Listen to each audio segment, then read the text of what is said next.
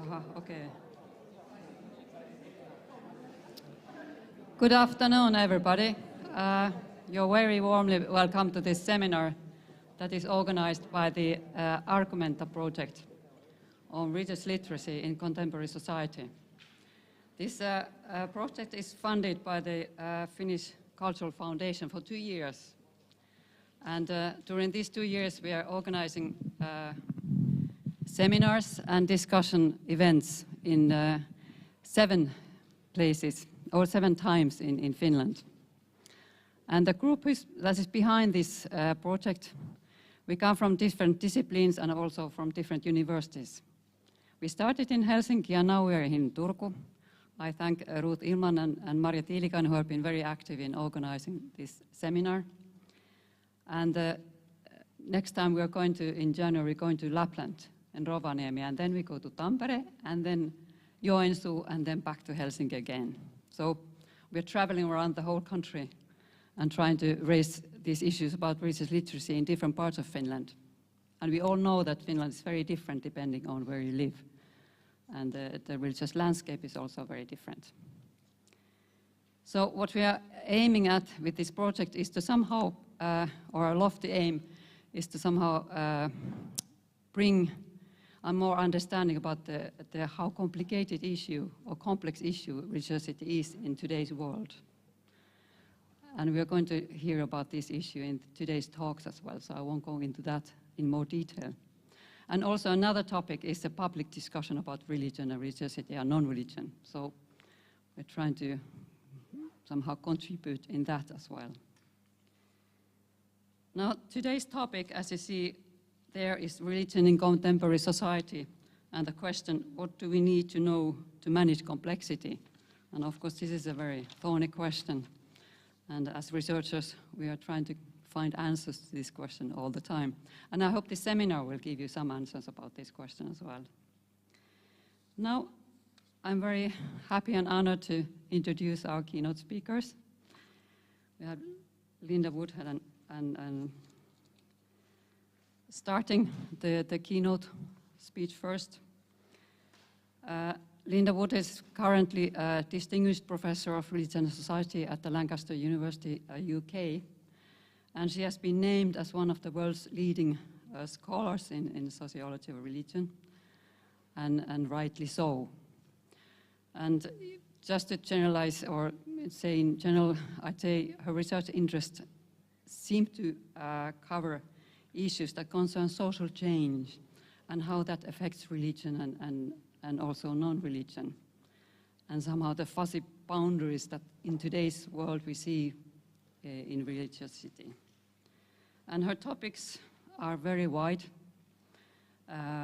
She has written about Christianity, changing Christianity, about gender issues, also values and beliefs and non-religion, and also new publics, offline and online.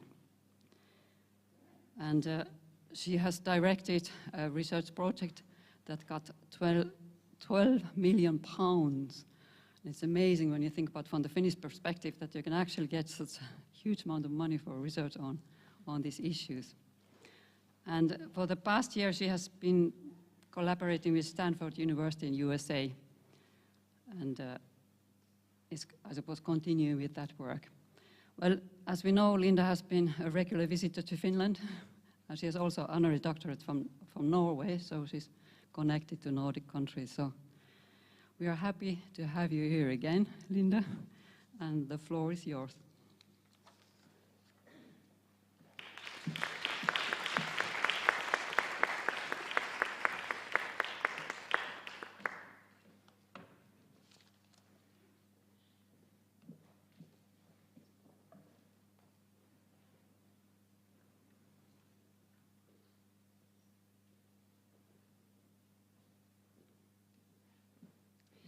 Thank you so much.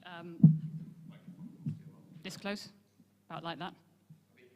Even closer? Okay. Thank you so much for the invitation. It's wonderful to be part of this series. We talked about this series in Helsinki some time ago because of the importance of bringing research on religion into public debate. And it's fantastic to see that you managed to do this, and I'm really delighted to be here, and thank you all for coming. I'm going to try and answer some of the questions that we just heard and give you a sense of what I think has been happening to religion and indeed to non-religion, particularly in this part of the world, in Northern Europe. And as you can see from my title, I'm going to be looking historically and looking at how we are living through the collapse of one religio-political order, a Christian church-based one, and what seems to be taking its place.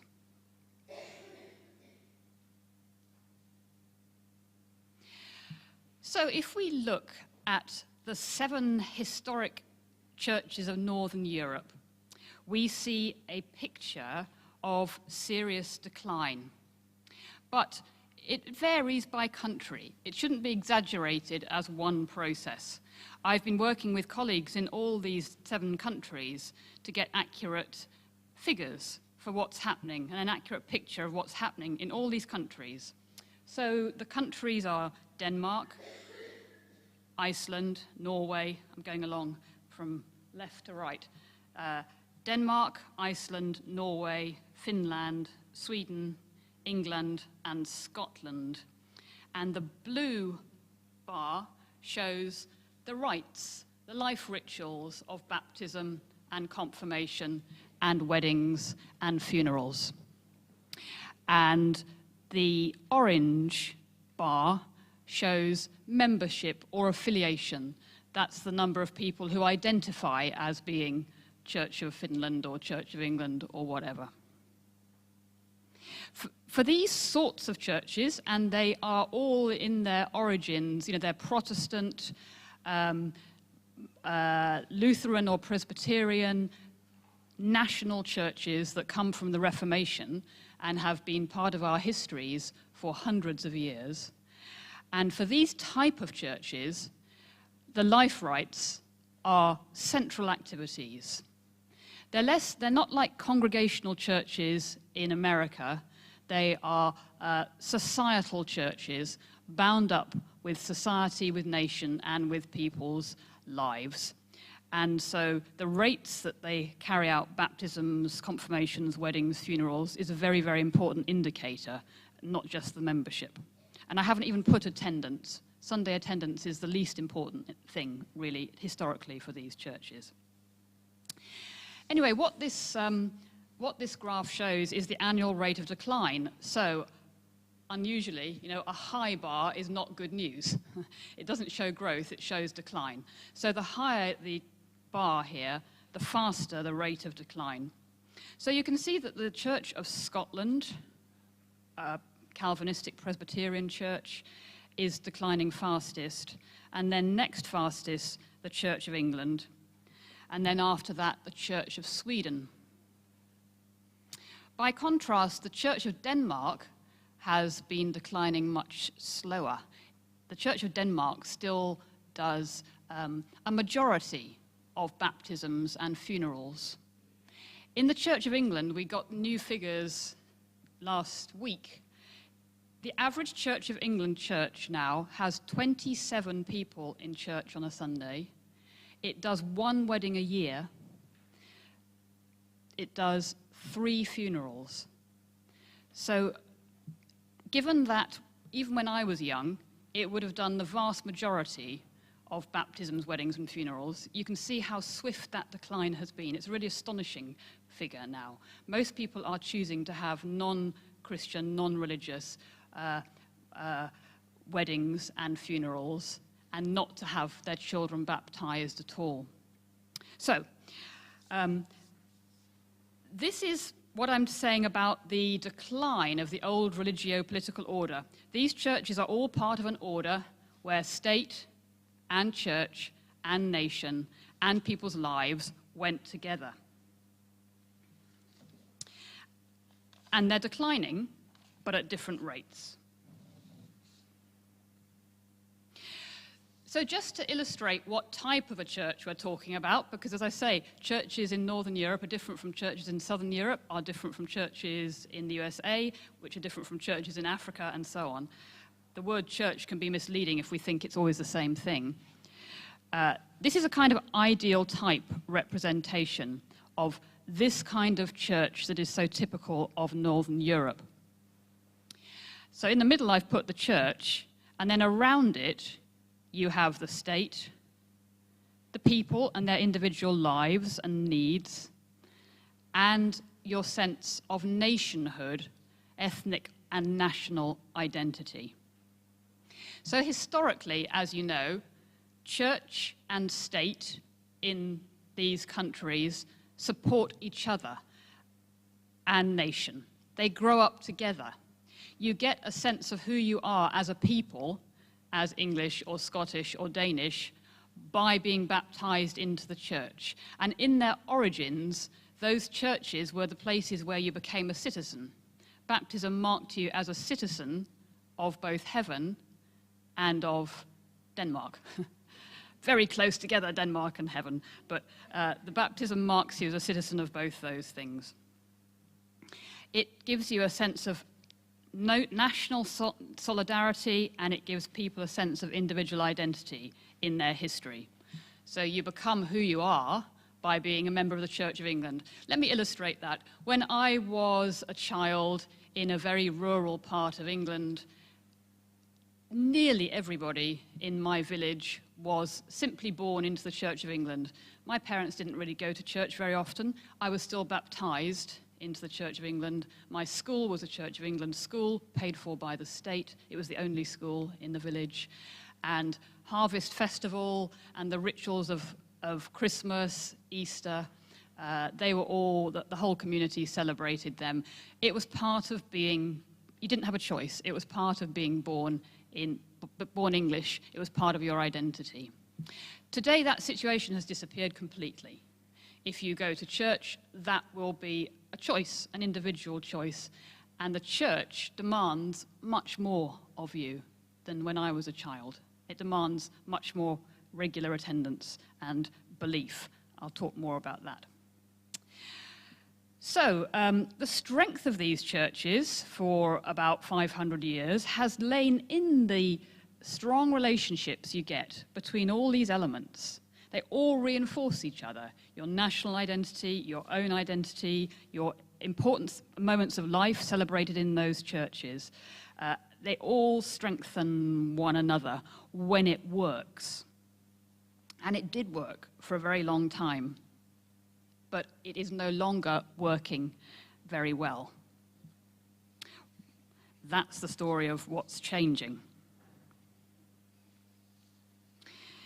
So what I'm suggesting is that these dialectics,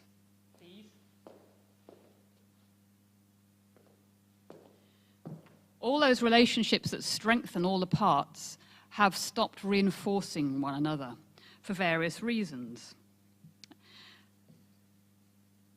We can all think of some of those reasons, and there are many studies. A lot of work in the study of religion has been giving detail to explaining the reasons and what's changed. For example, if you start in the left-hand corner with national identity, even in Denmark, which is in some ways the perfect nation, most nations are pretty artificial constructions. Denmark, because it has a single language, a single ethnicity, and clear boundaries, is a kind of natural nation, if you like. But even in Denmark, that has been massively challenged particularly by migration. And that's true of all the countries we're looking at, including Finland, including England, Scotland, and whatever. That's a huge challenge. Diversity undermines the idea that all citizens share the same religious, ethnic identity. And it causes a big problem for churches, national churches, that once claimed to really be for the majority of the population. They might have also tolerated other Protestant churches and Catholic Church, but they didn't have to take much account of other religions besides the Jewish religion. Now, of course, they do, and Islam has been the most visible one. So it's no longer acceptable in many people's eyes to bind together your religious, your ethnic, and your national identity, because that becomes exclusive. It marks a majority people from a minority people in a way that's seen to be discriminating. So that diversification and migration makes a big difference. If we go to the top, states have also been redefining their self-understanding. No longer do they see themselves as the chosen people of God, doing God's work, the temporal arm of the spiritual in the old Lutheran theology. States increasingly have a secular understanding of themselves as kind of referees holding the ring for all religions and none. So they're much less likely to identify the nation with a particular church, although some elements of that remain. We'll come back to that. And then going down to the right-hand corner, individuals no longer all or most tie up their sense of identity with being a member of these churches in the way that my grandparents would have done. That's not such a central part of people's identity, and they have far more choices about where they get married, what kind of funeral they have, whether they go to church at all.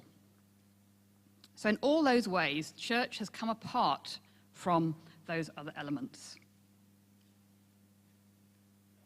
And even, I'm going to argue, even the church has lost its hold on the supernatural, the spiritual. This is fatal for a church. If the church used to be the go-to place where you would go to encounter the supernatural, the divine, the spiritual, it still retains an important place in society, even if it loses these other social and political connections. If it ceases to be the place you go to find God's spiritual entities, or even deal with evil spirits, then it's really in trouble. And this is certainly the case in some of the countries we're looking at here. Even the church's spiritual monopoly has been undermined. They've failed to present themselves as the place where people can deal primarily with supernatural forces.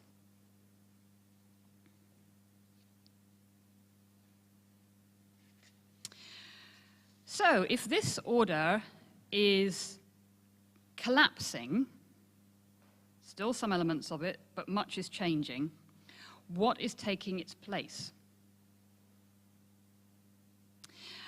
I'm going to call the new religio-political order that is competing with the old order, I'm going to call it a new human rights religio-political order, a human rights religio-political order. It's a very different understanding of how state and religion should relate to one another. The state has a much bigger place. It's not an equal partner with the church anymore. That's why I've made it a big blob on the left. That's the nation state, the political and legal order. And the state takes upon itself to register or recognize some religions, but a multiplicity of religions. They're my little pyramids. I've done one bigger than the other because in all these countries, the historic established church, even if there's been disestablishment, and there has been formal disestablishment of the church, in all the countries we are looking at, except for England and to some extent Scotland, where you still have formal church establishment. But nevertheless, even where disestablished, and of course it's been very recent in countries like Sweden, even where recently disestablished, those old historic Protestant churches still retain a particularly prominent place in society and rituals and national identity, and that's why I've given them a bigger triangle. But besides that, you have also recognized other churches, the Catholic Church, the next biggest triangle, Islam, depending on the country, it can be Jehovah's Witnesses. It can be, if you're in Norway, it can of course also be humanist groups. It depends on the different states recognize different religions, either formally or informally, and informally they have a closer relationship with some religious leaders than with other religious leaders. It's a very interesting question whether any of these 7 countries recognize pre-Christian so-called pagan religions. And if any country does, I think it's Finland, has the biggest claim to have some formal recognition of the place of pre-Christian, more vernacular local religions. But that's something that we can talk about.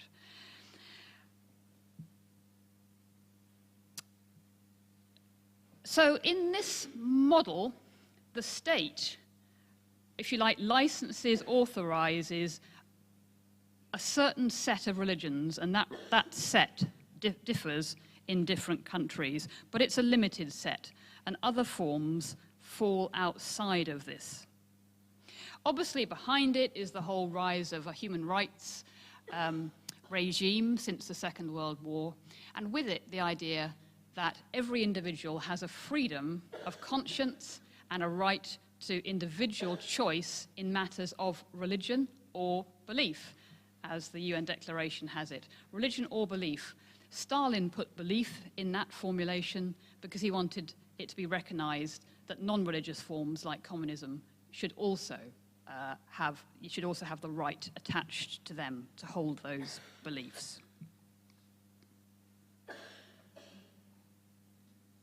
Now, this is increasingly influential because it's backed by the empires of our day. The empires of our day are the USA and the European Union, and they both back the human rights order and the religious freedom order. The USA backs it through a very strong emphasis on the importance of religious freedom, which is backed up from the State Department and in annual audits of how much religious freedom a country has. And the EU backs up human rights law, of course, through its legal regime based in the European Court. And so states have to comply with that. So if you have a national privileging of religion in the old order, you might find human rights law being used against you. For example, some of you will know that in Norway, there was a legal challenge to the way in which they taught religion in schools, in which the Church of Norway and the Lutheran tradition was privileged because it was the culturally dominant form. But under human rights case, that was challenged and that curriculum had to be changed. And we know many other challenges that come through human rights. I'll come to another one in Britain shortly. So states have to abide by, they're partly trapped in the old order, they're also under pressure to abide by the human rights order. And those two things often contradict each other. So this human rights order privileges state-church separation. There should be a separation between religion and the state. They shouldn't be reinforcing one another. It privileges individual freedom. And in practice, it privileges the freedom of religious groups and churches and leaders not to have the state so-called interfere with them. And you see this in religious leaders increasingly wanting to be exempted from laws that apply to the rest of society. So in Britain, for example, the churches, all the churches except the Quakers, have been successful in arguing that equality law, anti-discrimination law, they should be exempted from it. So if it wasn't the case, the Catholic Church, under equality law in Britain, would have to ordain women and men.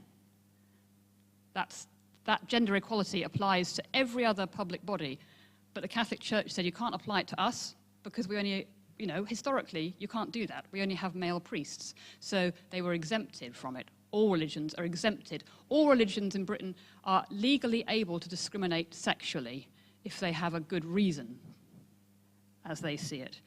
They are also able to discriminate on the basis of sexuality. So they are able to discriminate against homosexual, against gay people, against transgender people, because they argue it is in their historic teachings, and the state has no right to interfere. So they use religious freedom and human rights to argue against state interference and for the separation of religion and the state.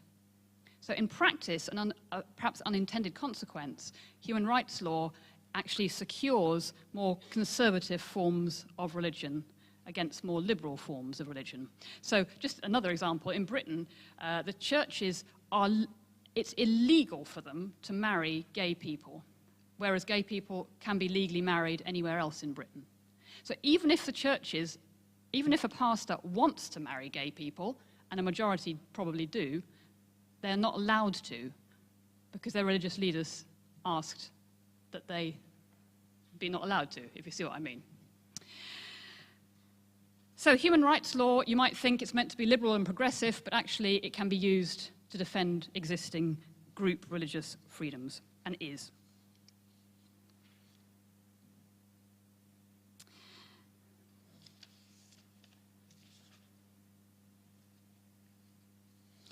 So now I want to give you an example of where the old order, the old religio-political order I started with in diagram 1, starts to clash in big ways again with the new order. And this is a current case that has not been publicized yet because it hasn't gone to court. It's going to court at the end of this month, November 2019. It's a very interesting case to do with schools and how you teach religion in schools.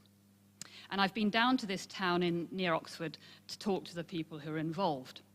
So it's on my mind because I've just been there. So this is a very rich little town called Burford, near Oxford, very historic and wealthy. David Cameron, the Prime Minister, lives there, so do many other rich English people in the Cotswolds. And this is the village school. And like over half of village schools, like the one I went to in Britain, it is still a Church of England school, but the state pays for it. No, I'm sorry. About half of, this is a primary school, so it's for young children, up to age 11, yes? Half of them are Church of England, half are not. This one is not.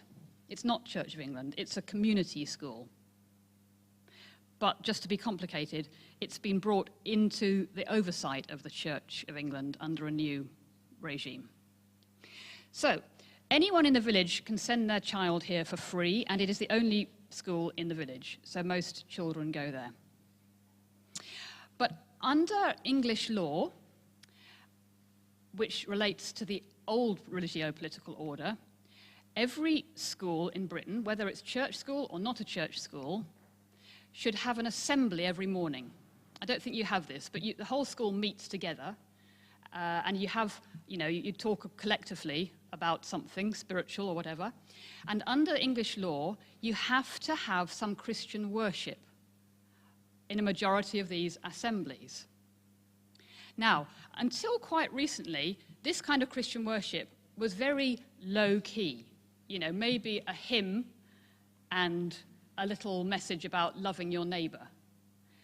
But as the churches in Britain have shrunk, they have become more demanding and more conservative and more evangelical. And so they have a much stronger message about giving your life to Jesus and being saved from hell. And in this church, the head teacher is a Christian of this kind, and she has been using the assemblies to give this message. And they had in preachers from outside who told the children they had to give their lives to Jesus or they would not be saved. So some of the children went home to their parents and said, Mummy, Daddy, guess what I've been told today? And Mummy and Daddy were not amused to hear that their non-Christian children were being given a very hardcore Christian teaching. So Mummy and Daddy tried to get the head teacher to make alternative provision for their children under human rights law. Under human rights law, you say, my child has the right to have their freedom of religion or belief respected. We are a non-religious family. Therefore, you need to make provision. You can have your Christian assembly, but you need to make provision for our children. But the head teacher has not made provision. Instead, the children, they're about 9, who don't want to go to the Christian assembly, are sent to a separate room and they're allowed to sit and play with their iPads. So the parents say, this is not an equal treatment with the children of parents who don't mind the Christian assembly. And a lot of people in Britain, because they were, like me, used to having Christian assemblies, because it was in the old order, say, oh, you shouldn't argue with this, it's just part of the culture. But it's actually much more demanding now, this kind of Christian assembly. So the parents, having failed to get provision made, have now gone to court. They're taking a legal action. The Humanist Society is funding this, and it's going to lead to this big court case about whether the school has a duty to accommodate all religion or no religion, or whether it can go on offering Christian assemblies. And the government is like, oh, which way do we go? We don't know what to do. The state doesn't know which way to go. So it has jumped to defending the status quo, the existing legal order, which is the old religio-political order. So it's defending the church against the parents. But the parents are bringing human rights law to challenge the state. So this is just one example of how the two orders keep coming into conflict, and I don't know what the outcome is going to be. I'm sure you can think of many other examples of the clashes, and I'm sure there have been many in Finland we can talk about. So that leads to an interesting but unstable situation at the current time. So let me try and sum up of where I think we are in Northern Europe today, in the religious situation of today. And I think we see this really very clearly since the 1980s.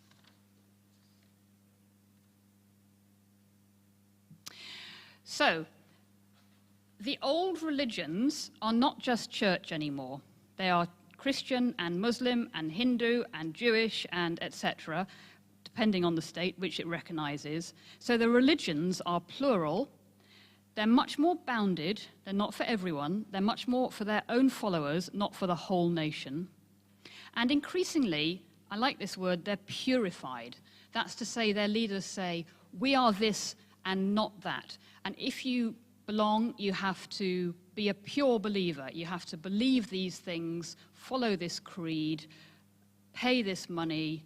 You know, there are clearer membership organization demands and boundaries. So Muslims are like this, Church of England is like this, Catholics are like this. They're not as blurred as they were before. And you can't say, I'm kind of Catholic, but a bit this. In the eyes of the leaders, you need to be a purer, it's a more demanding package to be a member of one of those religions. And the memberships are much smaller.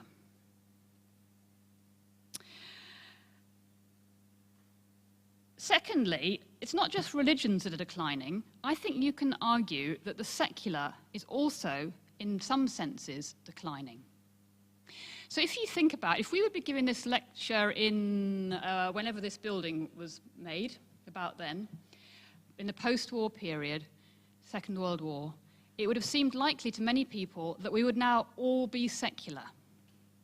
Religion might have disappeared, and we would have become secular, planned societies. That hasn't happened. And in many countries, the secular organizations are in decline. We saw the growth of new atheism after the 9/11 attack. I think the new atheism was a way of trying to reassert atheism and secularism, recognizing that it was being challenged. You know, its success wasn't guaranteed. It had to be more vocal and campaigning. So the religions and atheist secularism are both under challenge at the moment. Thirdly, simultaneously, we see the growth and multiplication of different kinds of spirituality. This is something I've studied and looked at a lot since about 2000, and holistic mind-body spiritualities grew very fast in the 80s, 90s, noughties, and currently different forms of paganism are growing very fast and diversifying. So you have not just Wicca, witchcraft, not just indigenous, we have lots of indigenous paganisms. Finland has always had reserved indigenous paganisms, but now you also have revival of Saxon, Germanic, all sorts of different paganisms trying to go back to original gods and religions. So very, very interesting and vital area.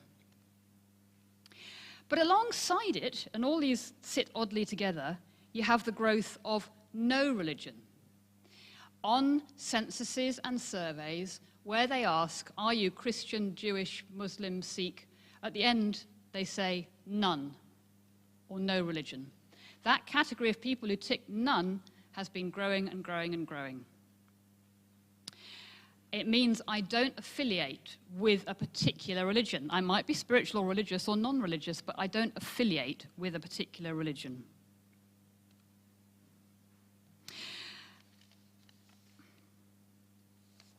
So these are the trends we see around us, and they are, in some senses, they look contradictory.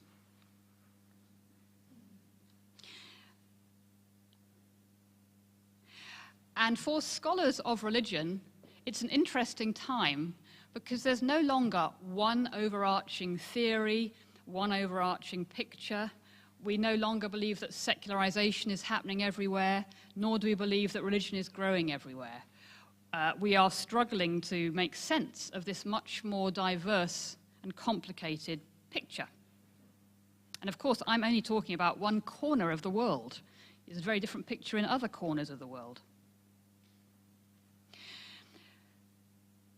I also want to mention, I think, an underlying trend, which I'm going to call returning to the basics, perhaps, of religion. Because we can see clearly, particularly in Britain, where I do research, the growth, actually in the USA where I've been in research, the growth of all these things that are perpetual historic practices of vernacular or folk religion. Fortune-telling and divination. Personal contacts with angels and other spiritual beings. Hauntings, ghosts, ancestors, evil spirits. And healings outside of conventional scientific medicine. All these things are growing. In Britain since the 50s, belief in God has been declining, belief in Jesus Christ as your savior, belief in hell, all declining, but growing consistently since the 50s, belief in angels, belief in a soul, belief in an afterlife, and practices around all these things. Now, maybe these things have always been there, and the collapse of the old religious order allows them to come to the surface, and the new media allow for them to be made a lot more visible. Some examples. Divination or fortune-telling, tarot apps. Tarot is growing everywhere amongst Generation Z, under 25, so I've been studying. It's big, so's astrology. You can get endless apps now of astrology and tarot that allow you to take your own readings daily, hourly, get advice on the go. Angel apps. Terhi has looked at angel belief in Finland.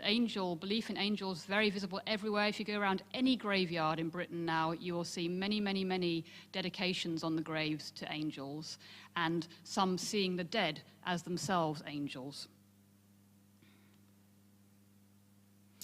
Healings. I looked to see what there is here locally. Here's a nice one. I like to go to this one. Healing sauna and folklore experience in the archipelago.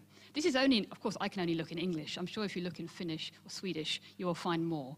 But here is someone offering, in connection with indigenous or so-called indigenous healing traditions, a contemporary healing experience right here, if any of you have time. Have any of you ever been to this? I like the look of this. And ghosts. Of course, Turku Castle has its own ghost tours. I think every ancient town has its ghost tours. Where I live, there is a hotel that is meant to be the most haunted hotel in Britain, and it has people from all over the world come to experience a ghost. It's something we want to have a haunting. We want to reconnect with these things. So everywhere at the moment, you don't have to look very hard to find these things growing. What does it mean for law and government? Well, they still retain a special place for some religions. Should it be for all religions and the kinds of spiritualities I've just told you about, and the non-religious? This is a challenge. The law can't cope. Governments are finding it hard to cope. They don't really treat these things seriously, but should they? Should they exclude religion from public life? That is the answer in the USA, to some extent in France. Let's make it a purely private matter, and then everyone can do their own thing. You know, these are the options that are open to law and the state, and they're very, very, very controversial. Which way to go? And finally, what does it mean for the study of religion, not just in universities, but in schools as well? Well, our existing categories and theories aren't working very well. If you think there are 5 world religions and that's all that counts, or if you think we're all becoming more secular, these ideas that we've been teaching for a long time don't really fit people's experience.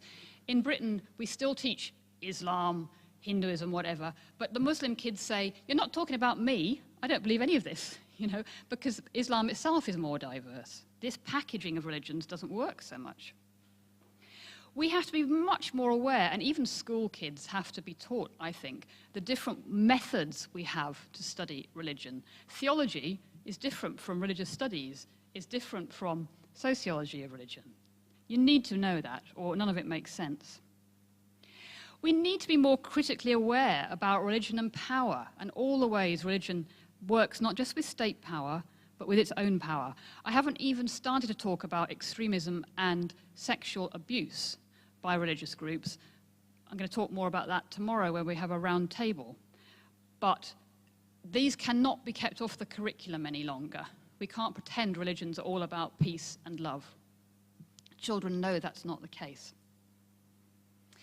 And I think we have to look, in this talk, I've tried to exemplify looking at the top down, looking at the meso level of state and law and politics, but at the same time looking at what's happening on the ground empirically. I think we need to keep those things together because at the moment they're getting out of sync with each other. So in conclusion, we are living in a very confusing and complicated, but also very exciting time for teaching and studying and being members of religious or non-religious groups, because everything is different and we haven't quite got our heads around exactly where we are now. And it will be the job, I think, of all of us who are interested in this area to help to bring that clarity and that realism to the situation. Thank you very much for your attention.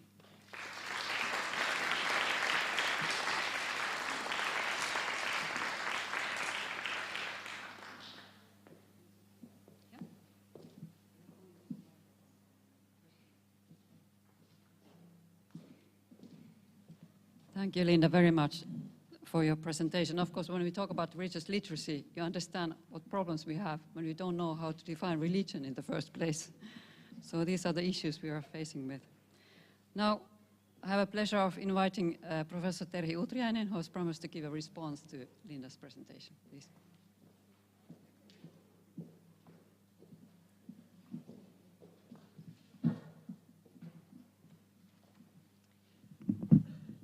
Okay, do you hear me? Very good. So thank you for the organizers for asking me to give this response to Linda, a good friend and colleague. How close do I have to eat it? Okay, I have to eat it. So thank you. And thank you, Linda, for a convincing vision of some very important factors of religious change in Europe and particularly Northern Europe. You gave us an analysis starting from an institutional perspective. That is the perspective of the relations between churches and Northern European states, and how their traditionally very tight and close relations are now changing or crumbling. Not that they are completely done and over, of course, but seriously challenged in the sense that the power and influence of many formerly national churches is diminishing in so many different ways. And even if, of course, the changes aren't identical in these different countries, even those 7 of those that you showed, the empirical science and observations that you shared with us mostly also apply in some general ways and levels in Finland too. One of them, of course, is the declining membership of the majority church. In 2000, 85% of the Finns were Lutheran, and now last year, 69%. And it's going down steadily all the time. And along with this is political power of religion going down, but also perhaps in many ways the influence of religion in people's private lives. In Finland also we have our own ongoing discussions and debates around how to arrange religious education, as one of your examples gave. And the life ritual image, I think the Church Research Institute is presently actually very much looking into how the life rituals like baptisms, for instance, was happening to them. But on some level, I think that a lot, at least, of the churches, nicer, older churches in Helsinki area are full of weddings at the moment. So for some reasons, I mean, the idea of a church wedding is not completely forgotten. Well, my response is that of a scholar, as you know, of contemporary vernacular religion. It was something that was in the old days called folk religion, but the term folk has become a bit problematic nowadays, so we talk about lived religion or vernacular religion. But it is a kind of means that we're looking at religion from bottom up, and mostly as ethnographers, like I do myself, mostly. And so my comments focus on individuals as actors and the cultural ethos, or perhaps also the cultural imaginary in which they act. As I listen to you, you link the changes and challenges to the question of identity, and also somehow perhaps I link it to the imaginary of the identity. You didn't exclude that either, even if you didn't use that term. And it is particularly the new human rights order that you say that challenge the old identity formations, and it may very well be so. These also imply that the new forms of the sacred, and sacred as shared core values, and as that which ties people together into a community, are very strongly connected to this change into the new order, and to the ideal, and pursuit of individual freedoms. Rights and freedoms. Individual freedom is a key human right, connected to the right to choose one's religion too. It is also a virtue and sacred value, which is partly building on the foundations of Christianity, in particular Protestant forms of Christianity. The core idea being that of the authentic inner self that is true to what it finds in its own soul or whatever emotional insights, for instance. And even if this idea, an ideal of individual freedom, has at least partly religious roots, as we might be saying, I mean, this is a thing kind of repeated in the secularization theories, there is perhaps also, on some level, an inevitable and nearly irresolvable tension between a strong ideal of individual freedom and the cultural authority of any one religion or one church. So there's a problem of one. The freedom seeker, him or herself, also seeks new kinds of authority, either in themselves or in some less official and less top-down instances than those provided by earlier. I have written bounded religious institutions because I understand bounded in a little bit different way. Anyway, like the earlier religious institutions. And the freedom seeker seeks more emotional rather than institutional authority and legitimacy, we might also perhaps say. It's like emotional authority. Or, and this is interesting, this is at least how the seeker likes to think he or she is doing, even if reality, of course, is always much more complex than the surface picture of it, first level surface picture of it. So the changes that you describe can also, in my eyes, be seen as interlinking two, perhaps more, but I'll just pick two interlinking cultural processes that are, on the one hand, going, what I say, beyond the bounded, but I'll explain soon because I understood the bounded in a little bit different way than you did in the paper. And, on the other hand, that of de-differentiation of cultural spheres. First, going beyond the bounded. As bounded, I understand here religion as seen as a modern category, as something, a separate cultural sphere from other cultural spheres. So in that sense, religion has, in a long history already, on some level, become a bounded and even a purified category that perhaps no longer talks to many people. In my interviews with people, Finnish people, who kind of, some of them are members of the Evangelical Lutheran Church, some even members of the Orthodox Church, some non-members of any church, they feel very much that they don't, like you said, they don't find, for instance, even the supernatural or the religious experience from the churches, because they say it's too bounded, it doesn't allow that kinds of experiences. So instead, many find the unbounded, for them, unbounded diversity provided by what is called spirituality much more appealing. And perhaps this is so because what is often called spirituality is, as yet anyway, regarded as a more flexible and less defined and less fixed in-between category, so that it can be felt to be a better, for some people, even relative many people, a better and more flexible affordance in life, in the present, modernity, than the sort of binary options religion, non-religion can offer. So it may be kind of a welcome category precisely because it kind of helps people evade this binary, which they sometimes think it comes from their outside.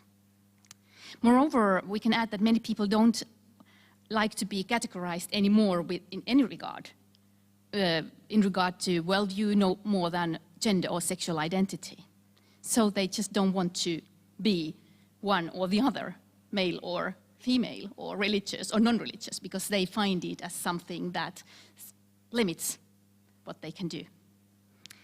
So the second one would be then the cultural process that is that of de-differentiation. If people can freely choose and combine, like a lot of scholarship in religion, and particularly sociology of religion, has noted, and some has called it pick and mix and whatever, pick and choose.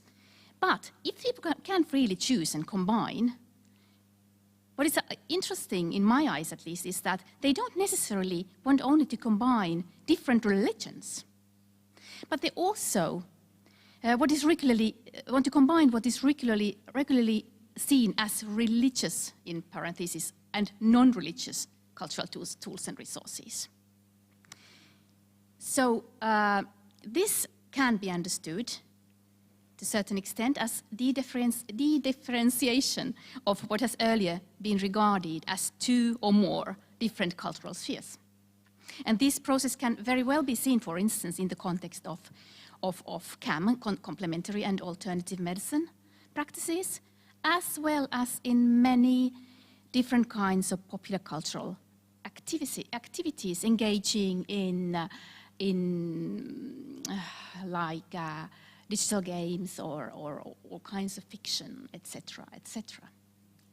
So this kind of differentiation of what has been considered as religious and as scientific or as commercial or whatever can be, and often is, troublesome for both the people might not find it troublesome, but it is often troublesome to both the religious and non-religious authorities. And this is very interesting. And this is particularly something that I have found when looking into women's, they wouldn't necessarily themselves call alternative practices, but kind of vernacular practices, which they don't find it troublesome that they combine different kinds of things, but both religious and secular authorities find it often very uneasy with it. Okay, we can perhaps also seriously then question if many institutional religions, like old regime institutional religions, for instance, if they can indeed provide people with a plausible bigger picture at all in our complex present-day reality with climate change, etc. And this reality in which most bounded identities and predictable futures, personal as well as collective futures, are increasingly vulnerable. But this remains to be seen, as remains to be seen how long the category of spirituality, for instance, will be the kind of an affordance that it probably today is. It can very well change. Okay, as conclusion, now for what this might mean for the study of religions. I just want to say that we need to combine perspectives. The institutional perspective needs to be fertilized by both the macro perspective, for instance, of media and other global trends that completely may kind of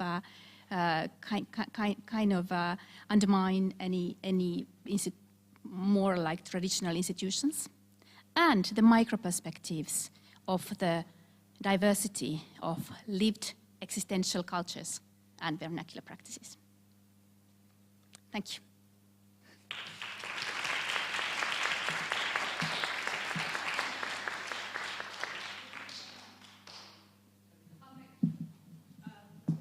Thank you, Terhi. That's, you completely understand what I'm saying, and we're in a similar place. I'll make one quick comment.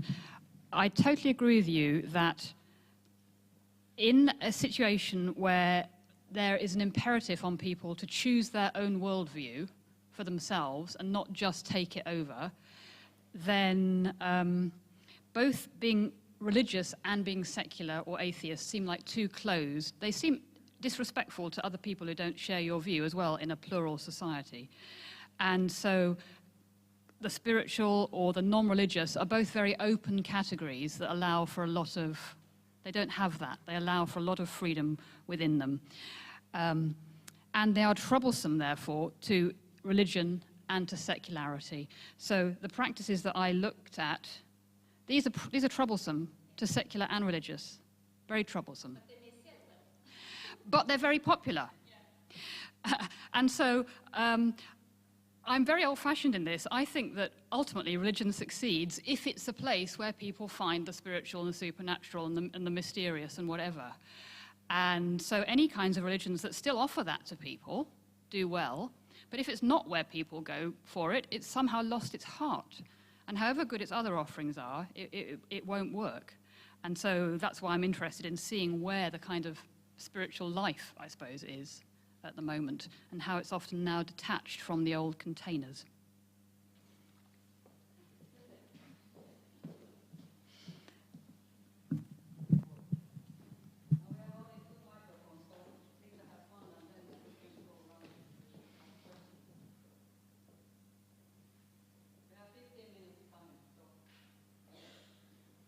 Lots of time.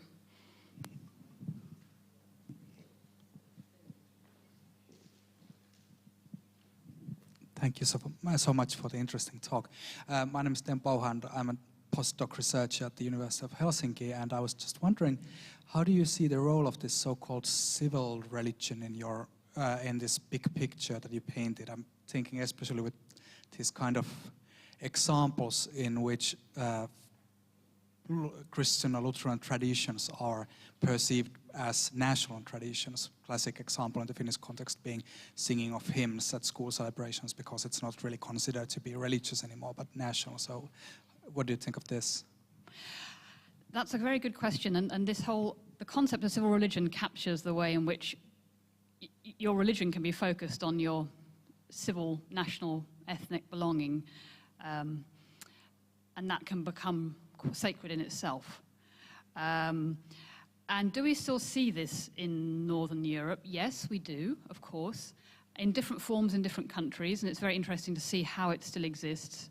But of course, it's more problematic and often being taken into minority groups. So it might get allied with a far-right movement, or it might get allied. You know, people can take bits of it and not other bits of it. The extent to which it can be nationally reinforced or civically. Each city and town also, I think, still retains quite a lot of its civil religion, very often, in festivals and ceremonies, and it's interesting to look at what is retained. But generally speaking, you can only retain the bits that aren't exclusive of other religions and traditions. That sometimes means bolting on other bits, or changing other bits, so it would make a very good topic of investigation to see which bits are sort of widely applicable still and which bits have to get thrown away, and how it's changing. Are you studying this? Good.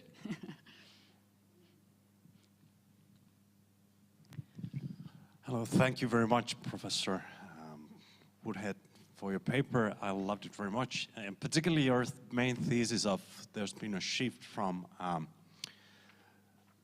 as you put it, the old religious political order to the,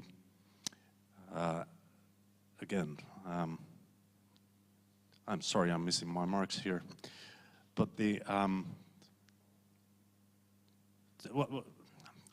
I apologize.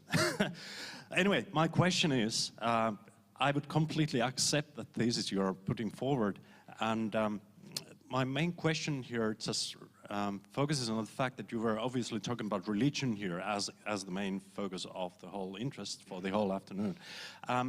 But as you've given the description of the whole of the societal change, I'm thinking whether we should broaden the view just a bit. I'm thinking of other institutions, the traditional institutions such as daily papers, traditional journalistic media, workers' unions, insurance companies, and here in Finland in particular, National Defense Force. There's a record low levels of personal level support for conscription, for example, at the point here in Finland. Also given the fact that institutional religions might be on decline, but spirituality, as an opposite, might be actually accentuating in parts. So what to make all of this? Is this only focused, this change, on religions as now it's been put forward? Or whether there's a more groundbreaking societal change that also affects religion as one form of traditional institutionality. What would your response to that be? So if there's a change, would it be from institutionally guided uniformity to individually exposed social pluralism? Would that make any sense? That's very interesting to compare different institutions. I think, I don't see one overall trend. I think if you look, there is a lot of research on trust levels. So generally, I mean, trust in institutions, there is some decline, but it really differs by institution. So we still trust some institutions, but much less other institutions, and that differs by nation as well. In Denmark, the Church of Denmark has incredibly high levels of trust. The Church of England has very low levels of trust. And that's because of the way they've conducted themselves in society. And of course, abuse crises and so on. Some institutions we seem to trust even more. I mean, universities have been becoming more and more and more and more popular, and people want to send their children there. That may come to an end. There may be a crash in trust. So we haven't rejected institutions altogether. So I think the interesting question is which ones have lost trust and why? What was it about them that meant that that trust was lost, and at what point, and what caused it?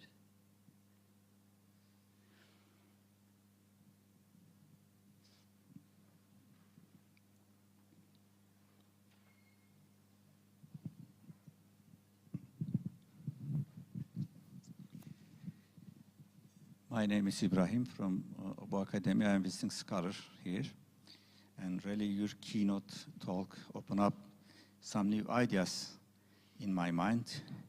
There is a very often in the media, there is a spread of Islam in Europe or in US. But with your talk, it pop up in my mind. It is the consolidation of human rights after is tracking these people or not.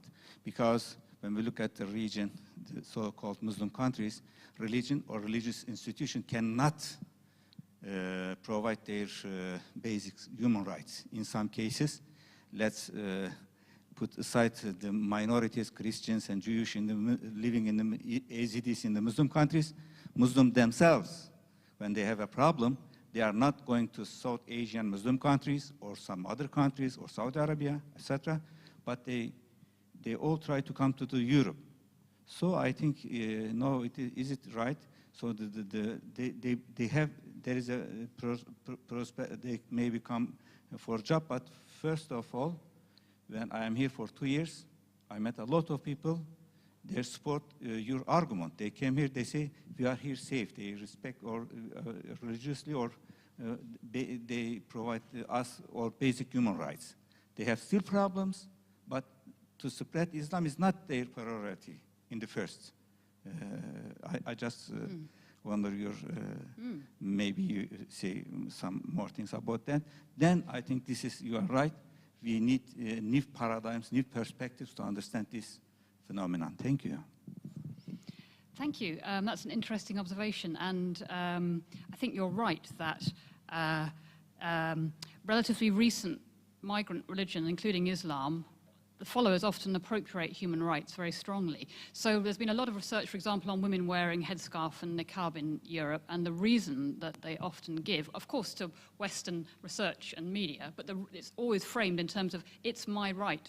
It's my freedom to choose this. It's not imposed on me. I'm freely choosing this. And this country should respect that because it's part of your human rights regime.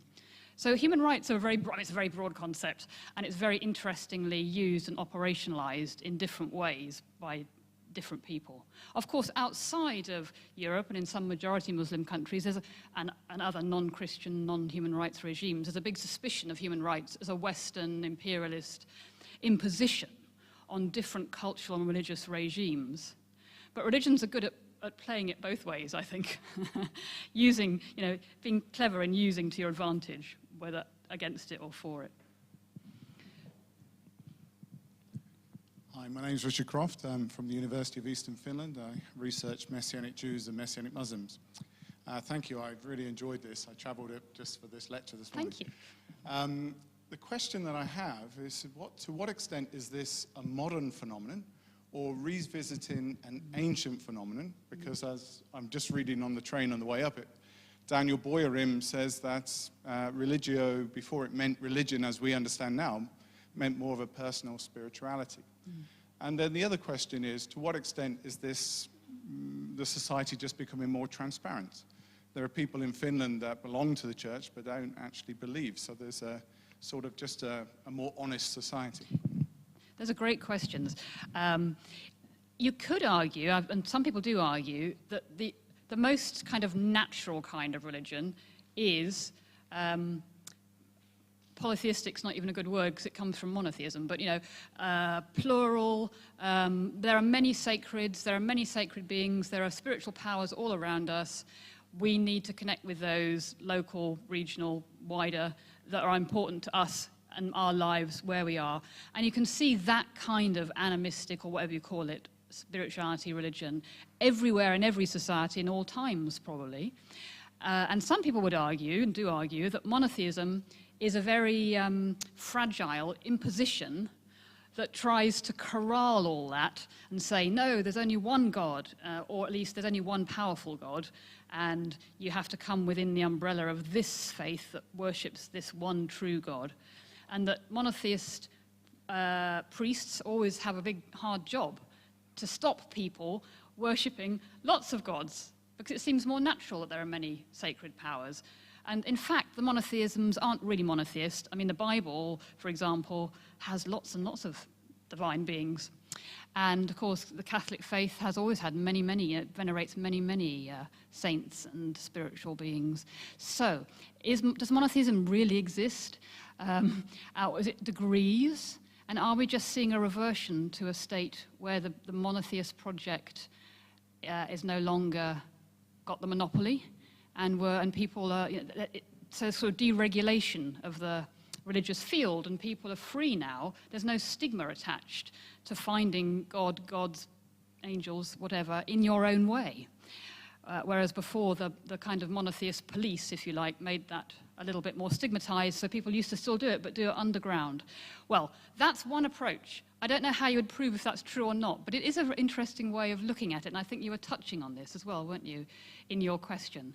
And perhaps the successful monotheisms were the ones that could always actually incorporate that kind of vernacular religion in practice. They allowed a lot of it to go on. So I kind of like the idea that there are these thoughts of healing and haunting and divination have always been there, and now we're just seeing them, as you say, perhaps in a more honest way, and they're allowed to be more honest about their existence than they were before. It's an interesting way of looking at it. Thanks for raising it.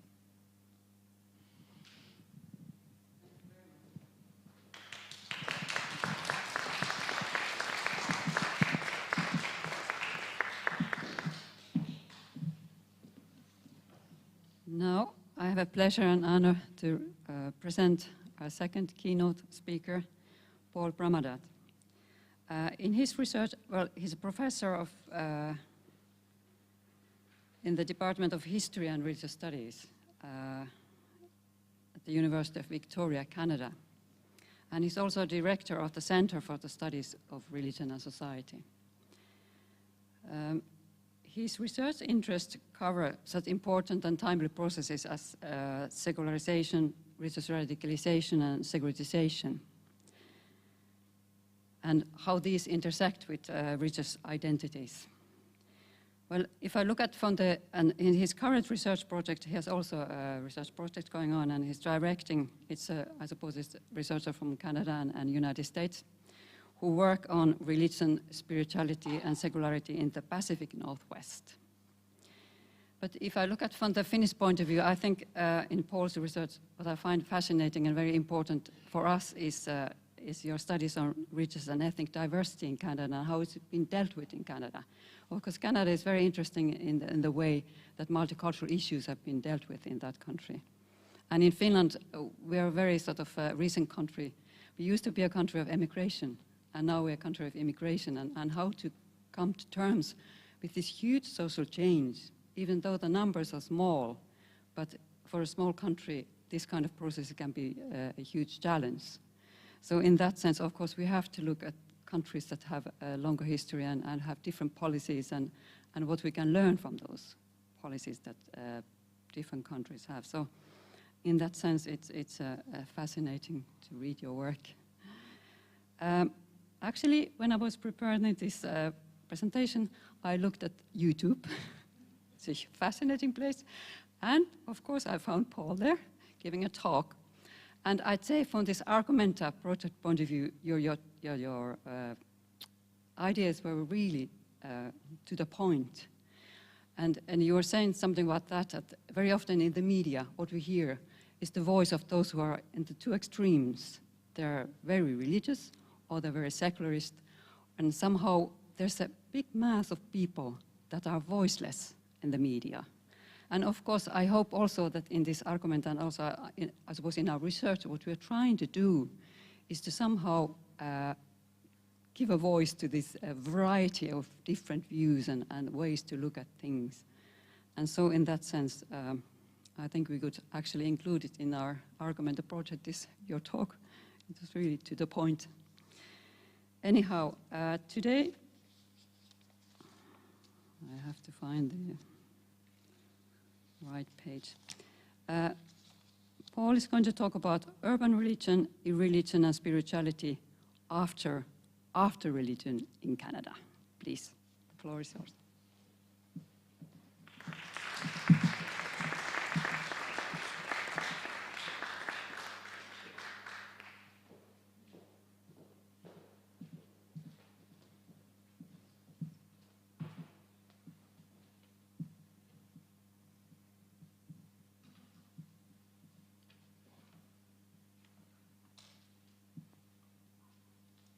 Thank you very much to the organizers. Linda's so tall. There we go. Thank you. Thanks very much to the organizers. This is my first visit to Finland, and I hope it's not my last. Closer? Okay, thank you. Thank you. So thanks to the Donner Institute, to Ruth, to Laura, to Maria, to Tuomas for giving what I'm sure is going to be a very complimentary response after my talk, and to Tuula for that introduction. Now, I want to applaud the organizers for your openness to the issues that you're discussing in the next couple of days. It's vitally important for us, I think, to think together across cultures about what's working, about what's not working, and about what's coming, because big changes are coming to all of our societies that Linda mentioned. Initially, of course, there's good reason to wonder about the value of talking about what possibly Canada or the UK could contribute to conversations in Europe and Finland, because after all, in some sense, one might argue that each society is a kind of a singularity, especially when they are separated by so many kilometers. In my case, I traveled 9 time zones to get here, so if I nod off, please just cough politely to wake me up. So, you know, we're separated by so many kilometers. We have, in some ways, each evolved in different ways, following different particular historical and political paths. There are many ways in which the Canadian situation is peculiar. Ours is a new settler society of about 38 million people, currently trying to come to terms with its brutal mistreatment of our original Indigenous inhabitants, which are about 1 million people in Canada, are of Indigenous background. And they struggle with relatively quite poor social conditions. As well, our country is massive, as you can see, and we share a border with a basically friendly neighbor that's currently in the middle of losing its collective mind over what kind of a democracy it wants to be, if it actually wants to still be a democracy. Of course, given your experiences with your own Sami community, your proximity with Russia, and the fact that we are both in the UN's top 10 happiest countries on earth list, you're number 1, and we're number 9, but we're doing our best.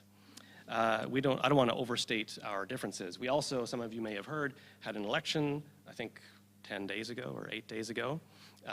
This, you know, probably the most handsome man who holds an elected seat. This is Justin Trudeau, but this is the leader of the New Democratic Party, which is the kind of the left, kind of European-style left party.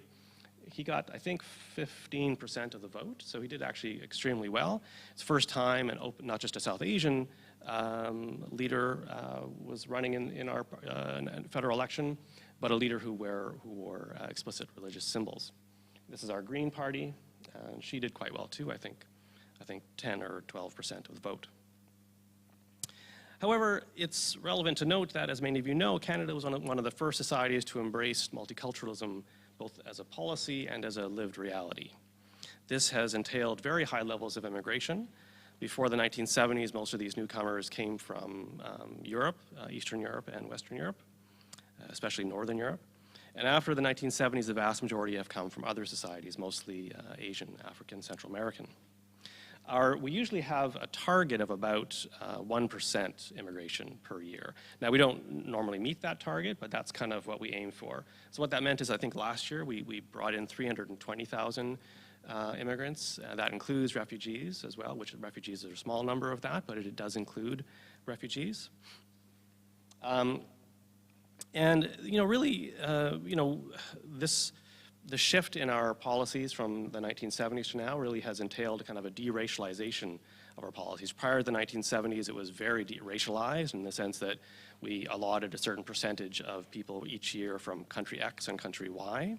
We've now taken out, since the 1970s, we took out all references to countries, and you have to apply through what's called a point system. So you apply from Pakistan or Trinidad or Belgium, and you get a certain number of points for your education and your how many people you have in your family, how old you are, what kind of profession you have, and so forth. And if you get over X number, you get to come to Canada. So as you can imagine, that created a huge change in the early 1970s.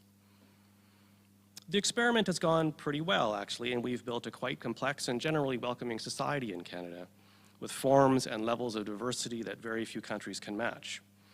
We have, I think the 2016 Stats Canada study showed that we have a 26% foreign-born population, which is just another way of saying still have accents population.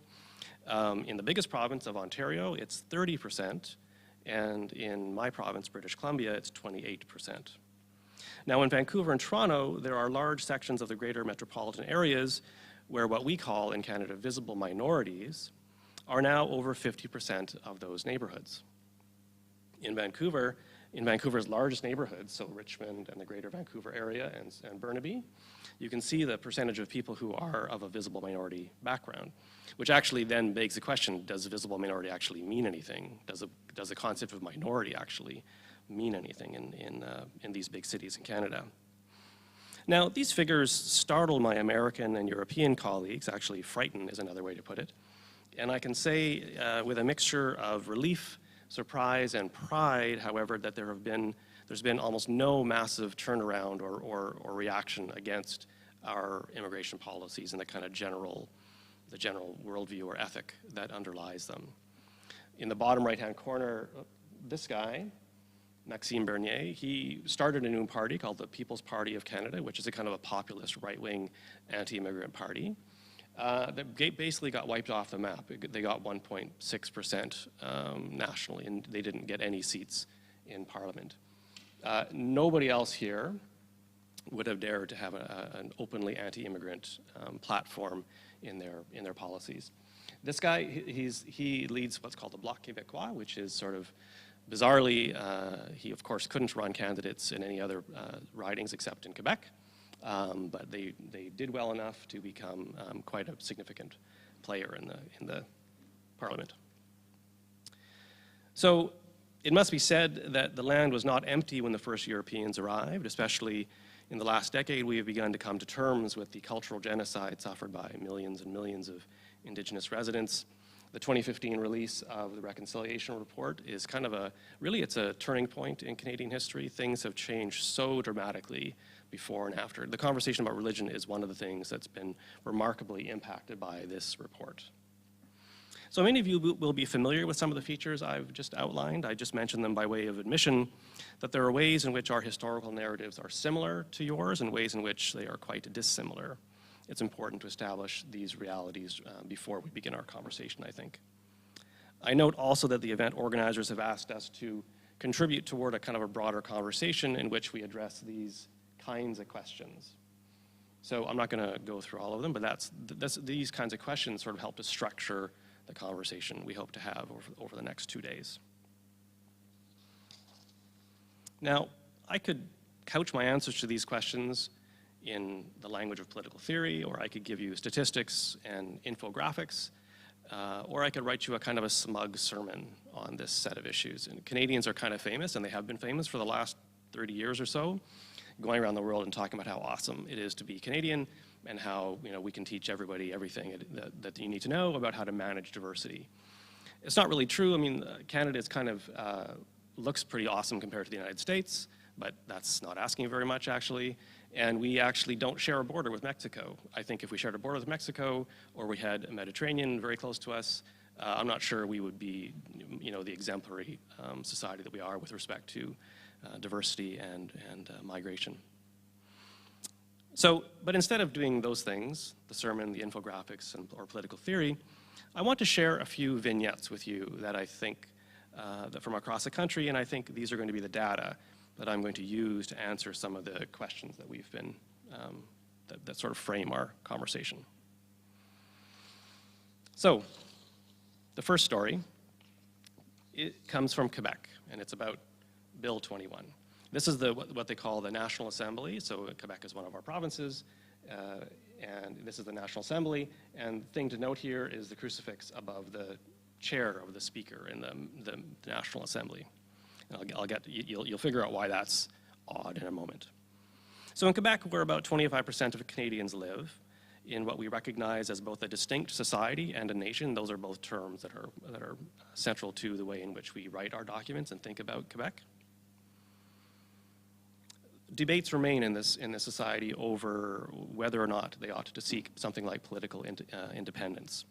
They had two failed referenda on this matter in 1980 and 1995, and the separatist movement has kind of gone underground, but it hasn't disappeared.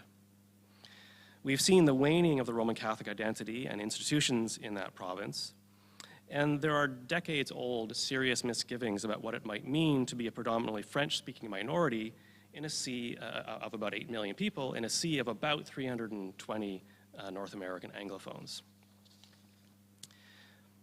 For at least the last decade, La Belle Province, as they call themselves, has been struggling with A, how to deal with the decline of certain older aspects of their society, such as Catholicism, and B, what to do about the presence, both actual and imagined, of non-Catholic, especially non-Christian, and especially non-European, and especially Muslim newcomers.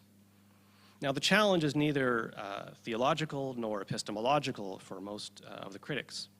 It's not about the differences between sacred texts or views of the prophets or sin or salvation narratives or approaches to truth. The dilemma is that the origin story of modern Quebec centers on it having liberated itself from the hegemonic influence of the Catholic Church, which, or so the story goes, until 1960, oversaw large components of the province, from education to healthcare to social services. So the problem with Islam, so to speak, isn't often Islam itself, but the ways in which it is storied as a throwback to a time that many of Quebec's intellectual leaders will remember personally and bitterly as the Great Darkness. This is what they call it, the Great Darkness. In particular, the challenge posed by Islam has to do with the perception among a significant number of Quebec's residents that Muslims are an illiberal minority, especially with regard to women's freedoms. To this concern, we would need to add the fact that many of Canada's Muslims are racialized minorities, and therefore they are other on the level of race and ethnicity. And finally, while some Muslim newcomers would have been raised with French as a mother tongue, thanks to the French colonial project, at least with French as a language with which they would be very familiar, in fact, many of them need to learn the language or speak it with a noticeable accent. Now, there are a lot of ways in which these perceptions are problematic or just not correct, to say the least. But for the moment, I will set these concerns to one side. Plus, many Quebecois actually hate when Anglophones criticize them.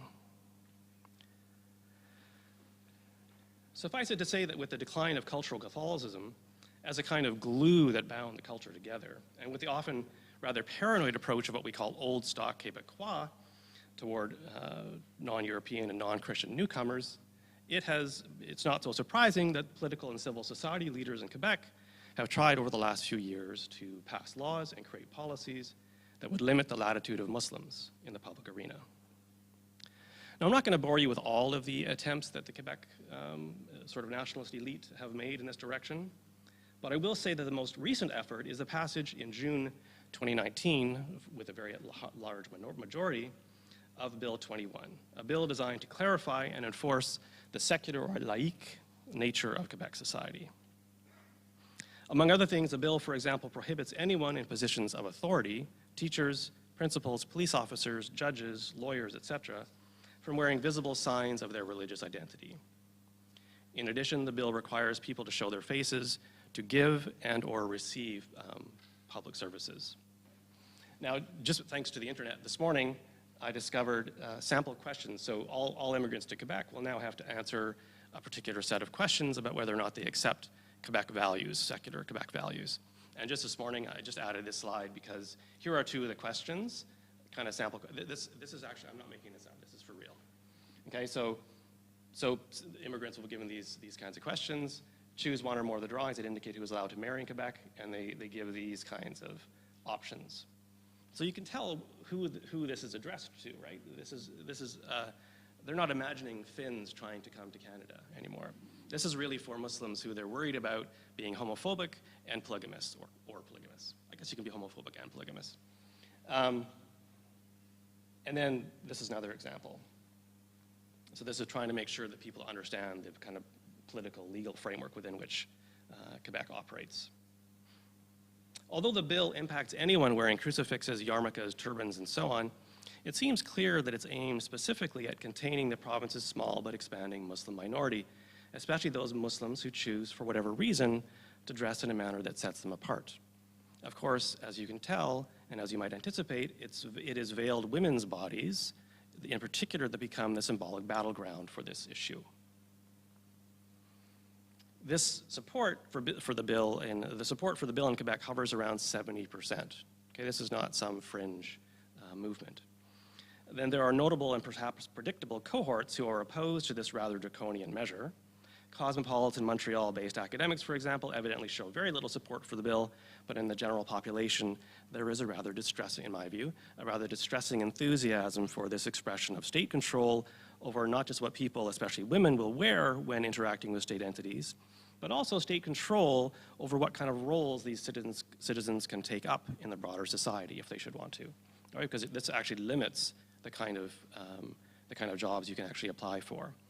They've built in kind of what we would call grandfathering clauses, so that if you already wear a turban or a veil, you're not going to be fired from your job, but you're not going to be able to get a promotion.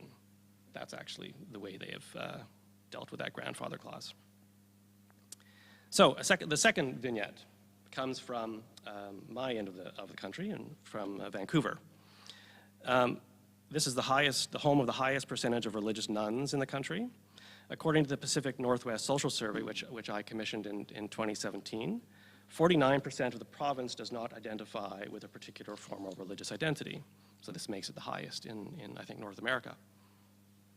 Among millennials, that figure is much higher. And the pattern seems consistent with a trend that's been expressed actually for over a century. This is not a new thing in British Columbia.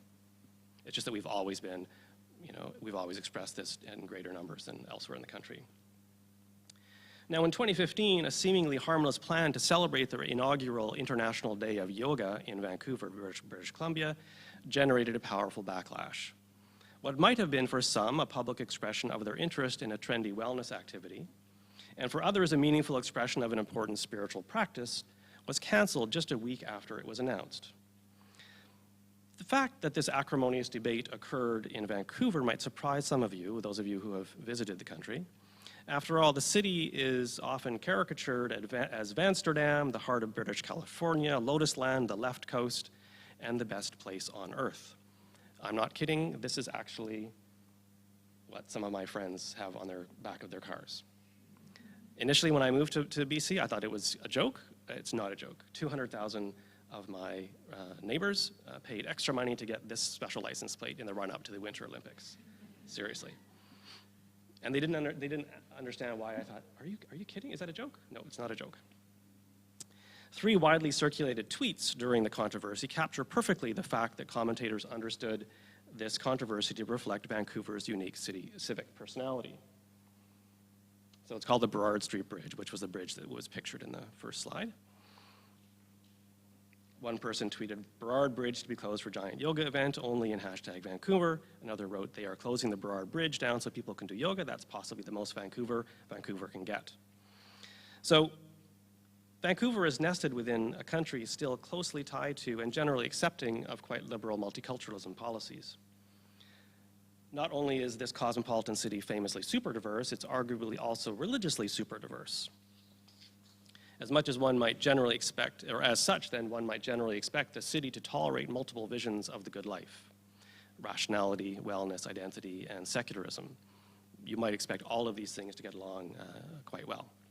However, from the moment this event was announced, and I think it was June 5th, it was subjected to a withering attack on social media and on conventional media, and from a surprisingly diverse set of critics. Detractors vociferously complained that the event cost too much public money, was massively inconvenient in terms of the traffic disruptions, and was arrogantly scheduled on the same day as Canada's National Aboriginal Day. As it turns out, though, the cost of the event, about $150,000, was quite normal for an event of that scale, and it was also partially defrayed by corporate sponsorship. The event was also far less disruptive of traffic and ordinary life than many other artistic events that even were occurring on that same day. And the event occurred hours before and 8 kilometers away from National Aboriginal Day celebrations. So, to put it playfully, a person could easily have attended the yoga event, National Aboriginal Day, and still had enough time for a Macbeth show at the Shakespeare Festival, which was occurring just down the street, or a show at the International Jazz Festival, which was occurring just down the other street. So these were all major public events occurring at the same time. And you could have done them all in the same day if you wanted to. But below the surface, other forces were at work. For example, the event was clearly planned at the last minute by the provincial premier, her name was Christy Clark, who thought it was probably an obvious crowd pleaser. As well, she involved the province's richest man as a collaborator in the event.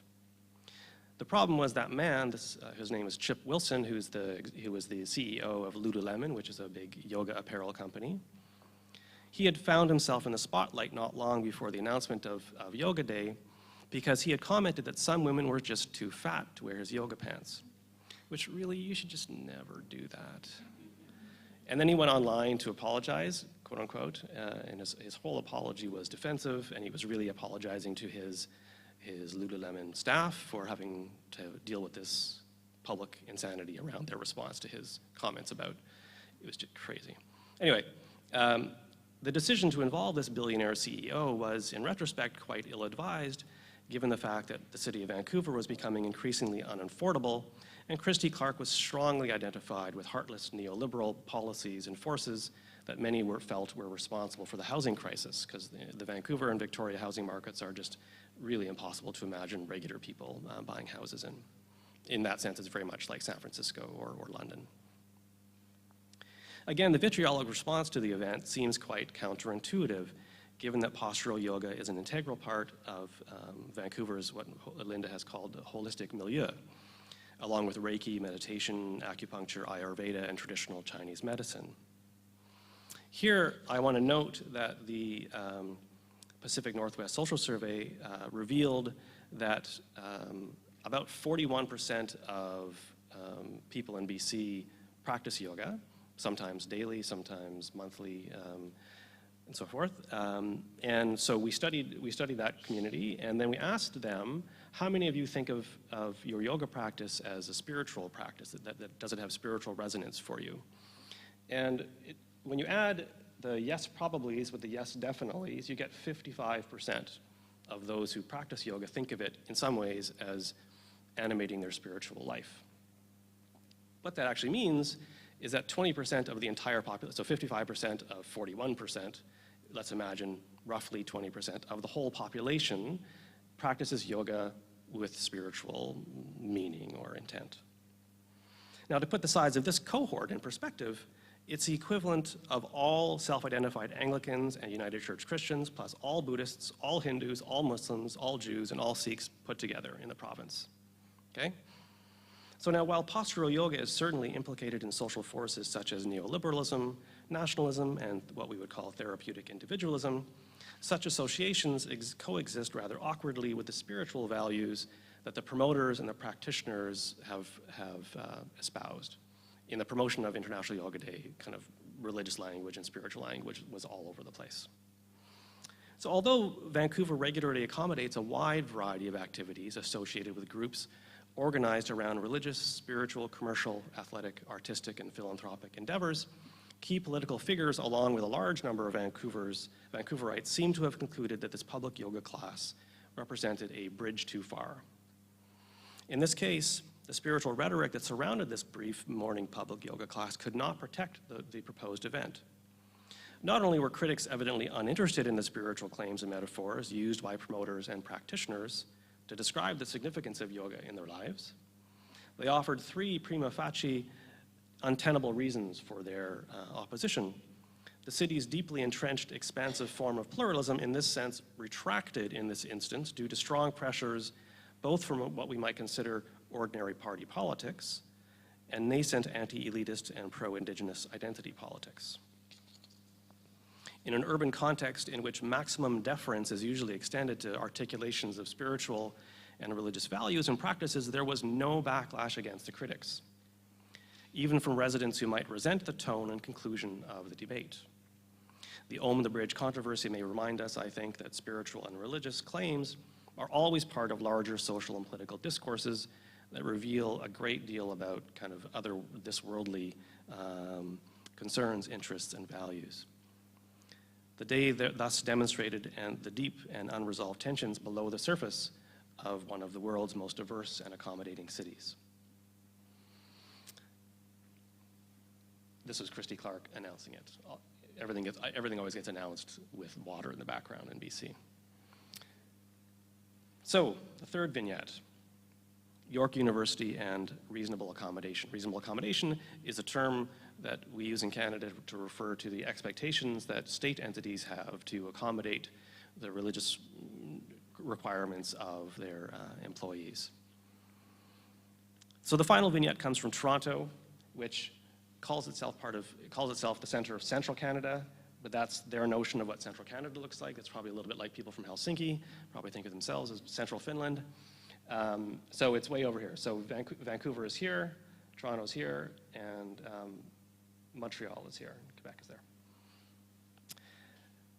So this controversy unfolded roughly between September 2013 and March 2014. A student who's, I want to say this very slowly so that you make sure that it lands. A student whose religious affiliation is still unknown years after this event, but to capture an almost immediate public consensus I'm going to call Muhammad, registers for a sociological methods class at York University in Toronto. It's in northern Toronto. Now, it's important to note this was an online course, but it had the expectation was that this was an online course, but there was one in-person learning group meeting in Toronto in which students are broken down into groups to talk about issues that the professor outlines. So the majority of students from the Toronto area were from the Toronto area, but a few are from farther afield. In one case, a student from overseas is granted an exemption from this component of the course because, of course, he or she was living in London. One day, the course instructor receives an email from a student, again, this guy. This is the imagined guy who wrote the email, okay? One day, the course instructor receives an email from the student which reads this. One of the main reasons I have chosen the internet courses to complete my BA is due to my firm religious beliefs, and part of this is the intermingling between men and women. It will not be possible for me to meet in public with a group of women, the majority of my group, to complete some of these tasks. Now, the professor seeks the advice of his dean and the director of the Center for Human Rights at York. At the same time, he also consults his peers in the sociology department at York. And they decide together, the dean, so the professor and his peers in his department, they decide to not allow Muhammad to miss this one class, citing that his absence would contribute, quote, would contribute to the material or symbolic marginalizations of other students, faculty, or teaching assistants. Okay, so the professor informs Muhammad that he is not able to grant the exemption, and those members of the public who were convinced, of course, that Muhammad was an intransigent, Salafist, misogynist, might have been surprised when Muhammad responded to the professor, this. I cannot expect that everything will perfectly suit what I would consider an ideal situation. I will respect the final decision and do my best to accommodate it. I thank you for the way you have handled this request, and I look forward to continuing in this course. Now, this is pretty much the classic Canadian response to being told no. Thank you very much. I really appreciate that you considered it at all, and I'm going to just move on with my life. And can I buy you coffee? And I'm very sorry for even asking in the first place. It probably took a couple minutes from, this is so Canadian. So that's the loveliest possible response you can possibly imagine, like, really, right? So, in theory, it should have ended there, right? He asks, he gets told no, he says, thank you very much, I accept your no. It personally violates my religious convictions, but I totally accept your no. Interestingly, Muhammad's impeccably cordial acceptance of the department's position had virtually no impact on the trajectory of the controversy. Moreover, while the department discussed this event, the university's provost, dean, and director of human rights had decided, a couple days later, after weeks of exchanges between the professor and the vice dean, that the professor must accommodate, or should have accommodated, Muhammad's request. In the end, the professor refuses. Again, this was after Muhammad had already said, okay, I'm cool with that. The event gets truly ugly 3 months later. Okay, like these kinds of feelings are like brewing under the surface, and the professor's, getting all kinds of flack from the people who are at the highest level. It gets ugly 3 months later in January 2014 when the professor publishes an article in University Affairs, which is kind of the main Canadian academic magazine, in which he provides an account both of the student's request and the university's demand that he grant the accommodation. So he begins to tell his story kind of after the fact. Once the issue has entered the public arena, virtually every Canadian news source picked up on it, and the issue seemed to be everywhere in social media. The public response was strangely unanimous, just as we saw in the yoga controversy. Ontario's progressive conservative leader, Tim Hudak, said he supported the professor and invoked his own family. He said, I think about my daughter going to university or college down the road, and of course he's worried that he doesn't want the university to be so forgiving of Muslims. Federal New Democratic Party leader Tom Mulcair commented, I don't think a university should be accommodating such a demand. The professor made the right call. And federal Liberal member of Parliament, Judy Scrow, agreed. She said, it's nothing short of ridiculous. We live in a country seeking gender equality. This is Canada, pure and simple. So I list here their political affiliations to show you that kind of across the political spectrum, everybody thought what the professor decided and what the sociology department decided was the right thing. Now, perhaps the most tendentious public comment came from Conservative MP and Justice Minister Peter MacKay, who was thought at this point to be the successor of Stephen Harper in the Prime Minister's chair. He was sort of being groomed to assume this position. Peter MacKay said, we did not send soldiers to Afghanistan to protect the rights of women, to only see the same rights eroded here at home. And this is what we tried to combat in places like Afghanistan. Mohammed's cordial email, yes, I'm good with that kind of response. So now, if Canadians were puzzled by the connection MacKay saw between Mohammed's politely issued and politely withdrawn email request and our military actions in Afghanistan, which killed lots of people and in which lots of Canadians died, it led to no backlash. The fact that MacKay's bizarre comment was not mocked openly by anybody, even on the left, even within multicultural circles, everybody just left it alone, it tells you something about the public consensus that had emerged by this point. At least one Canadian scholar did make an effort to contribute to the public conversation, and the furor his intervention created is quite instructive. David Seljak, who's a good friend of mine and a professor of religious studies, was interviewed by a number of media sites, including the National Post. He tried to situate the controversy in the larger political and historical context, and to tease apart the rhetorical threads that had become entangled in the weeks of public and political discourse. And he did this right in the middle of the controversy. In other words, he did what we're all trained to do as scholars, right?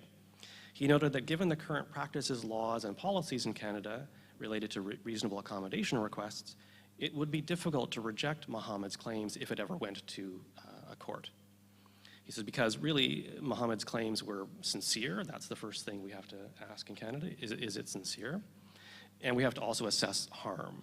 And the harm that Mohammed's request would have done was actually quite marginal or virtually non-existent, because in fact, none of the other students would even know who he was. So the fact that he wasn't there wouldn't even register, right? If you're told that you've got 10 people in your study group and only 9 show up, you don't say, this Mohammed guy must hate women. That wouldn't be, you would just think Mohammed had a cold or he missed the bus. Your first thought would not be, he doesn't like 80% of us. So, in response to the interview, hundreds of people offered their thoughts on the National Post's website. A significant hardening in the social meaning of Mohammed's request had occurred by then, so the perspectives were almost uniformly nasty. One person actually suggested we should feed David to the dogs. The moral panic that erupts every couple of months in Canada and elsewhere about this or that religious issue reveals things we would rather not admit, but really should think about more carefully. And that's where I'm going to go in a moment. These events, nonetheless, distract us from thinking and talking about the small things that we do every day in our schools, on our streets, in our businesses, and in our governments to ensure that newcomers, religious community members, business folks, liberals, conservatives, LGBTQ people can more or less, with some noticeable exceptions, get along quite well. So those are 3 vignettes that provide you with some insight into the 3 main regions of the country, and also some fissures and fault lines that exist in Canada. Now I want to speak to some of the general lessons that the 3 stories can teach us, not just about Canada, but about other places as well. In particular, I want to do this by addressing some of the key questions that we are asked to kind of tease apart in this workshop. So what kind of knowledge is needed in order to decipher and deal with the complex challenges of our times? It's a basic question I think we all need to think about. First, religious literacy is crucial. Scholars, policymakers, and activists need a solid empirical base of knowledge about the religious landscape of our societies. And in many countries, that's sorely lacking. I mean, we need clear accounts of migration flows, settlement patterns, labor and educational outcomes, birth rate and marriage patterns, endogamy and exogamy rates, and language acquisition rates. We also need more granular qualitative and ethnographic research into the lives of religious, ethnic, and racial minority communities. How do they feel about living in Finland, the UK, Canada? What are their key religious practices and sensibilities? How are these affected by secularization? How do they help one another? How do they interact with their neighbors? How do they feel and think about citizenship as a concept or as a set of practices? Do they seek to become citizens of their new societies, and if so, at what rates? To what extent do they consider themselves to be members of a diaspora? And what kind of barriers do they encounter? These are the kinds of core questions we might consider part of the data that we would need to advance anything like religious literacy.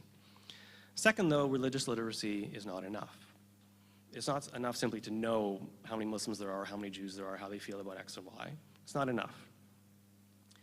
A society that is serious about understanding and integrating newcomers will need to support face-to-face engagements and friendships that emerge in these efforts. This will help us to appreciate whatever barriers newcomers might be experiencing, and will help members of the host society to come to terms with the distinctive contributions these communities might make to their adopted society. This can't be the responsibility just of anthropologists, activists, and those interested in ecumenical or interfaith dialogue. I really hate that term, by the way. You know, if Finns are learning English, maybe that could be one thing they're not taught. That is very much a common notion in Canada, interfaith dialogue. It's a very kind of 1970s approach. It's not terrible, but I think we can aim higher than that. It needs to be a normal part of the more mundane aspects of life than that, these kinds of relationships that I think we can hope for. We could consider these undertakings as part of our post-literacy relational, experiential duties as sensible citizens in complex societies. Both empirical knowledge as well as the face-to-face interactions would have helped in all 3 of the cases I have outlined today. In Quebec, for example, the most zealous articulations of Quebec nationalism and the most feverish anxieties about Muslim and interlopers comes from regions where Muslims are almost entirely ideas. They're not even real people. In the Quebec case, there was a case, a little village called Irreligion, which is sort of between Montreal and Quebec, but north. It's kind of a little village. No Muslims in it, but they wrote several years ago a kind of a charter where they said, look, all newcomers to this town have to know we don't stone women, seriously.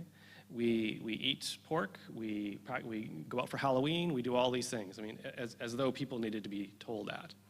Again, there were no Muslims in town. There were no mosques. There were no Muslim associations. It was just that they were looking down the road to Montreal, having all kinds of anxiety about Muslims, and they felt they needed to have one of these quite strident xenophobic statements. In the yoga controversy in Vancouver, more clearly underlining that the yoga event was fairly inexpensive and did not in any way conflict with Indigenous Day, might have made the public debate less histrionic. In the York University case with Muhammad, knowing something about the range of religious people, like certain kinds of Buddhist monks, who might have wanted to avoid gender mixing, would have kind of calmed things down a little bit. And publicizing Muhammad's classically Canadian polite email response might have helped a little bit too. So what concepts are needed and what concepts are useful? Well, obviously the various theories related to secularization and modernization are still de rigueur within the sociology of religion, and even if and or when we decide to stop using those concepts and those terms, these sensibilities are sort of baked into the cake of the elite left, like journalists, lawyers, politicians. They all use or assume these assumptions, these claims. It's not as though they're useless, but I think we can move beyond. Each of these concepts has its own history, and this is not really the place or the time to summarize them. Some forms of secularization and modernization do clearly capture what's happening in our societies, especially in the mainstream denominations, as Linda shows in her work. Nonetheless, in my view, it's valuable to attend to the counterintuitive examples as much as we attend to those cases that confirm our visions of the secular tilt of our societies. For example, the Pacific Social Survey showed us that yoga is framed and experienced as a spiritual activity by a massive component of a province that is actually famous for being the most secular space in Canada. And yet Vancouver's International Day of Yoga died soon after it was born. On the surface, it makes no sense that an event that is meant to celebrate what is arguably one of the most popular spiritual and physical practices in the region would have been so thoroughly maligned. However, it reminds us that when we think we are just dealing with religion or spirituality, we're also dealing with a lot of other forces. In that particular case, the resentment toward British Columbia's Premier, Christy Clark, was visceral, and it got attached to the resentment Canadians feel toward elitism and the bad conscience Canadians have with regard to our treatment of Indigenous people. In the Quebec case, we need to think about what it means for a little over 70% of Quebecois to identify with Roman Catholicism on surveys, but otherwise to have no demonstrated interest in the religion as an institution or even as a set of practices, beliefs, or conceptions. In this case, the loyalty to Catholicism is also loyalty to a nation, to a people, and to a heritage.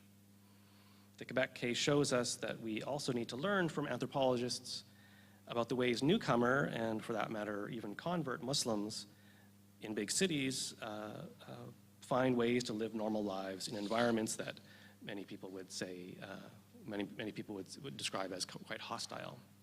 This is actually the rule rather than the exception, the sort of just, surviving and getting along with life. Moreover, we need to think of the city, we often think of the city as kind of ground zero for secularization. This is not untrue, but cities are also sites of some of the most interesting and creative expressions of religious reimagination and revitalization. Why focus on increasingly irreligious cosmopolitan hipsters when cities are also the preferred locations for Chinese and Nigerian megachurches, yoga studios, meditation centers, and mosques? The fact that the support for Bill 21 seems to be lowest in Montreal, Quebec's largest and most cosmopolitan city, tells you that in urban spaces in which there is actual face-to-face interaction, communities are somehow managing to get along. Not without incident, of course, and not without awkwardness. As my colleague Sophie Watson from the Open University often says, in many urban centers such as London, Berlin, Vancouver, and Toronto, religious and ethnic diversity are just everyday aspects of life, and people generally just get on with it, to use a wonderful British idiom. Nonetheless, religiosity, especially the religiosity of the imagined illiberal outsider, remains a galvanizing social symbol. In the Quebec case, the decline of nominally Catholic identity and culture, and the culture that it once supported, is of course quite distressing for very good reasons, I suppose. Unfortunately, the anxiety about the passing away of an ancien regime has led the majority of Quebecers to support an illiberal bill that heavy-handedly asserts control over a minority community. My impression from the outside is that the government and their supporters think that the bill will accelerate the integration process and underline so-called secular values. I mean, I think in some respects they mean well, but I suspect neither objective will be met. My guess is that that global forces will actually make most of their gestures or most of their policies into kind of empty gestures. So as we see in all three examples, I suppose in some sense the lesson is that most of these political controversies surrounding religion are more complicated than they seem in the first place. Our analytical tools need to be able to capture both the conventional forces of secularization and identity politics, as well as the more counterintuitive forces related to religious creativity and unintended consequences. At present, secularization, which I think can explain a cluster of social forces leading to the diminished role of religion in society and in individual lives, is often confused with secularism, its more normative ideological cousin. But the two are different, and the challenges and opportunities of religious diversity aren't manageable with either of these perspectives alone. The Canadian example shows that in addition to observing the way secularization is occurring, we need to seek out exceptions, countervailing movements, new movements, and efforts to create new concepts altogether. So, is there still space in secular societies for religious institutions? First, I think it's important to say that it's often the case that when Europeans and North Americans ask this question, what they really mean is there space in secular societies for Muslims and other others, like conservative Protestants, what we would call ultramontane Catholics, and members of so-called new religious movements? Now, you can probably already guess that I think that, of course, there is space in Western liberal democracies for religion, and even for illiberal religions.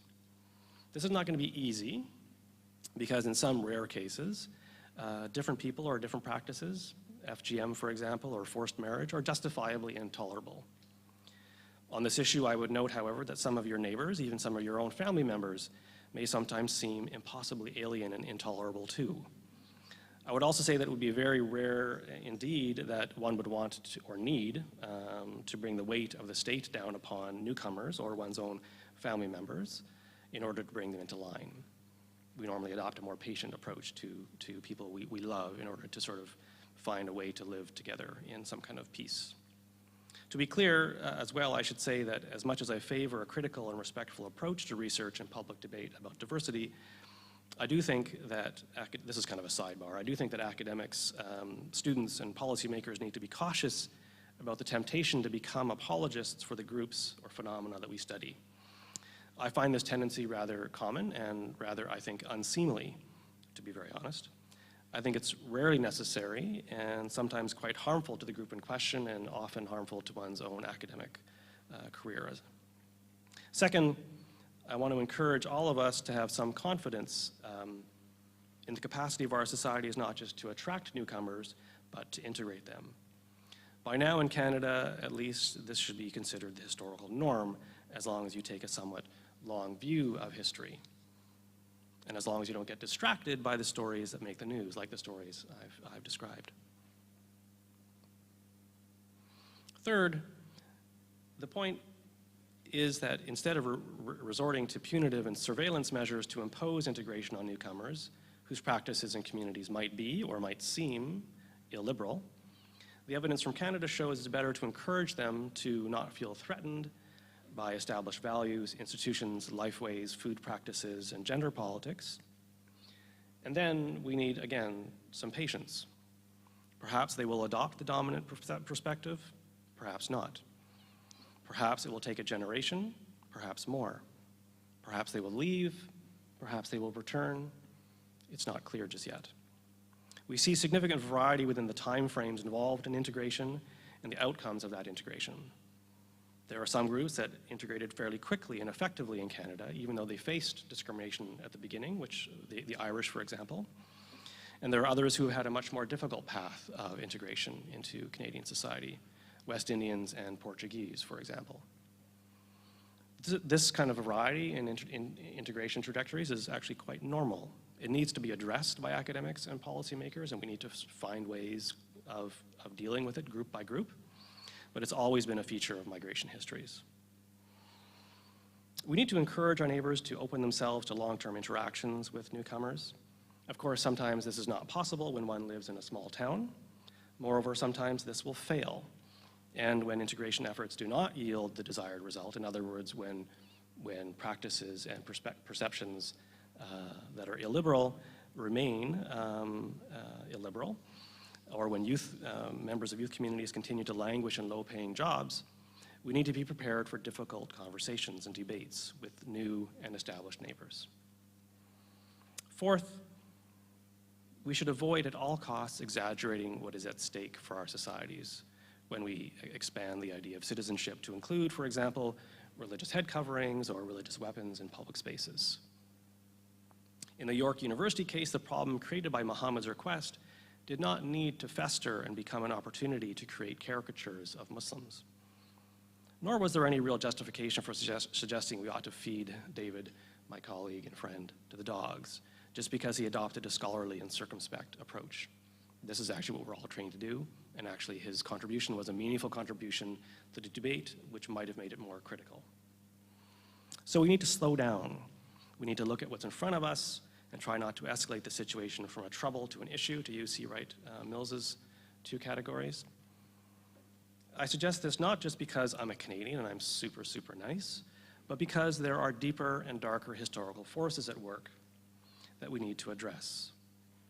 Here again, it's important to take the long view. For the most part, the affluence of the North and the West is a function not just of our virtues and our virtuosity, but of many centuries of unfair dealings with more vulnerable populations around the world.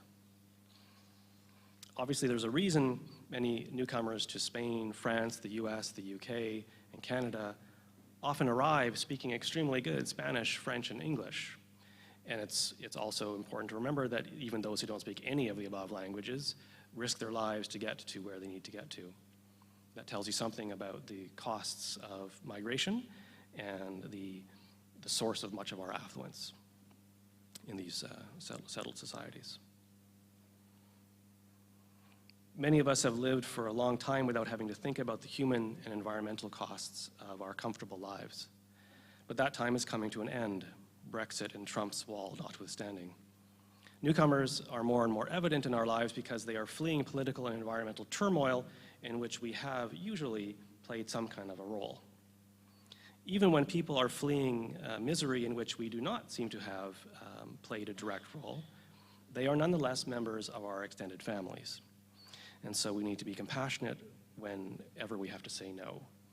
In the Canadian context, it's probably easier to see newcomers as members of the extended family because Canadian society assumes a greater diversity from the get-go rather than more homogenous Nordic societies, obviously. But that's going to change too. Moreover, many people in our societies are, like me, of mixed racial, religious, and ethnic backgrounds. And so it's crucial to accept the fact that in any individual, there are multitudes: colonial, post-colonial, settler, indigenous, agnostic, pagan, Christian.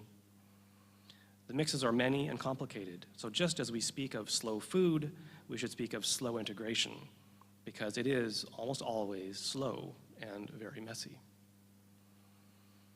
Now, I think I said that I wanted to avoid a sermon on the good society. And yet, as I try to draw lessons from our experiences in Canada, I realize that it might sound that way, and I apologize for that. I think there are many things to improve in Canada, many. I could give a whole other lecture on the problems and of the way we have done things. But on the general question of the integration and protection of religious minorities, the record is pretty good, especially in the last 20 years, and especially when we compare ourselves with other immigrant societies. This line of research interests me intellectually and politically, but it also allows me to think out loud about how we all might approach, in a more productive way, the challenges of cosmopolitanism, rapid migration flows, political and environmental uncertainty, and post-colonial efforts to address historical wrongs.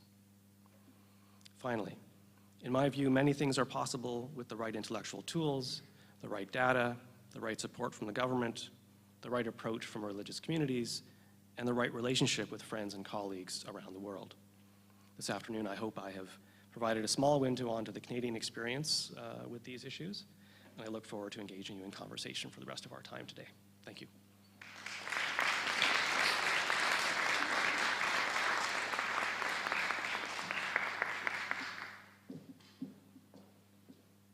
Thank you very much, Paul. This is a very inspiring talk. And you implicitly gave us a definition of religious literacy as well, which is good. We can discuss that later. Now I have a pleasure of inviting Tuomas Martikainen to give a response to Paul's paper.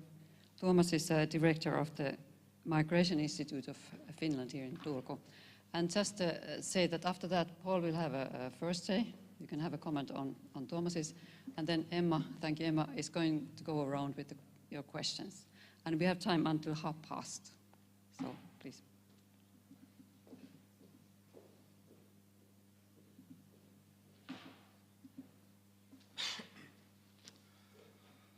Ladies and gentlemen, I hope you're doing fine. I would like to thank Paul Bramadat for the excellent presentation we just heard, and after sitting for a while I was thinking that maybe we should have the International Yoga Day here now and stretch a little bit, but anyway, I would like to congratulate you for the non-paternalistic presentation coming from Canada, so it's always a great pleasure to hear you talk. I would just simply like to point out a few things that were part of your final set of conclusions. Yes, we also need more data on this issue. Data can help us to work way around, and rethinking the concept is something that we do on a continuous basis. So,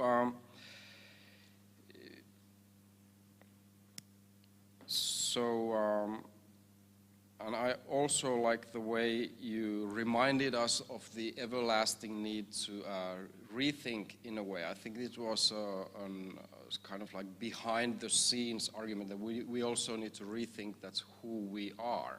Who is the us to which the newcomers, whoever they are, or the changing us may be a part of.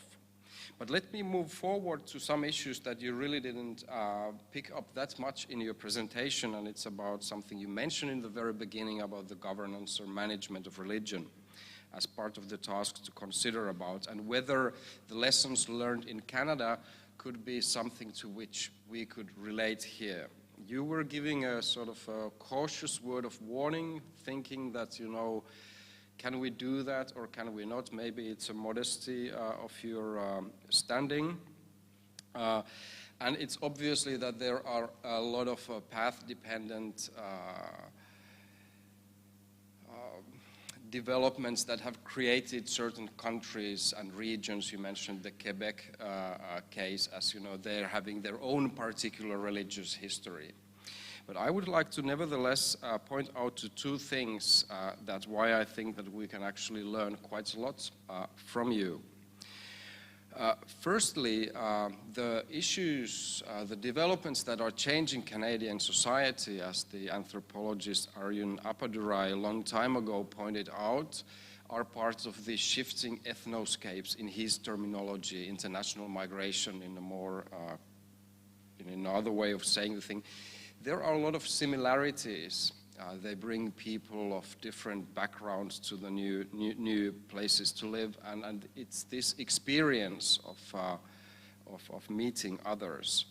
And it's not just the people who are moving, it's also the images, the stories, global events that are shared between different audiences, even though understood in different ways in parts of our, by today's standards, you know, globalized world. So there are a lot of similarities, and we also learn and hear what is taking in other places. But how does this take place? Because I've been reading plenty of political scientists' work on religion, and this is something that is often brought up. You know, the distinct national trajectory is also a very key position in sociology of religion. Well, first of all, it's about international, and in the case of Finland, as we're part of the European Union, supranational learning, okay? So we don't do things only on our own. How does it take place? Well, first of all, it was mentioned in Linda's paper about the sort of human rights regime. It's an international regime. There are guardians of it. There are organizations that dedicate their life to spreading certain type of ideologies. These are not only shared as adopted instruments by states, but also as through peer networks. Professionals like us are traveling around the world, listening to their colleagues, what they say. It influences the way how we think, and if it's good ideas, we want to pick these up and maybe take some of the aspects as our part of our professional cultures. Or we may simply copy things. I'll tell you a story how the Islamic Council of Finland was created about 13 years ago. There was a public official in this country, and part of his duty was to consider issues of religious equality of Finnish citizens, and by the way, his position was created in this country as an implementation of an EU directive. So he would also have a lot of colleagues in different European countries with whom he could meet and learn from them. So he had figured out in his own work as a non-discrimination ombudsman that some other countries have these Muslim councils. We don't have any. You know, what shall we do? He, in this case, actually traveled to the United Kingdom and learned about the Muslim Council over there and thought that we would like to have something a little bit like this. And then he, together with Muslims in this country, founded it. Okay. And ever since there was this organization, you know, giving to some extent responses to the needs that were based on Finnish legislation that was based on EU legislation. Okay. So, you know, what is nationally path dependent in this? I would argue that, you know, basically nothing, maybe some aspect in the organizational process. And this is not only related, you know, within the EU area. We could find, you know, an amazing number of examples telling about the same thing elsewhere. That is, in other words, what DiMaggio and Powell have talked about when they talk about isomorphism in their own way. Legal, professional networks, and cultural copying. So I think that we are not isolated. Even the entire idea of nation states is based on copying the models from other countries. There wouldn't be these nation states unless some people, humans, had at a particular moment of time created them, and then others have thought, you know, this is a model we would like to follow. In a way, our entire society is based on in a quite great variety, some with their own historical, you know, strangenesses on international learning. We just simply rarely say that because it's not part of the national imaginary that things are based on international mimesis. So, yes, we can also learn something from Canada. Now I would like to pick up a thing that you didn't, that was again implicitly in your paper, which is titled, if I may remind the audience of it, Urban Religion, Irreligion and Spirituality after Religion in Canada. And I would just take the first word of this, urban. Okay.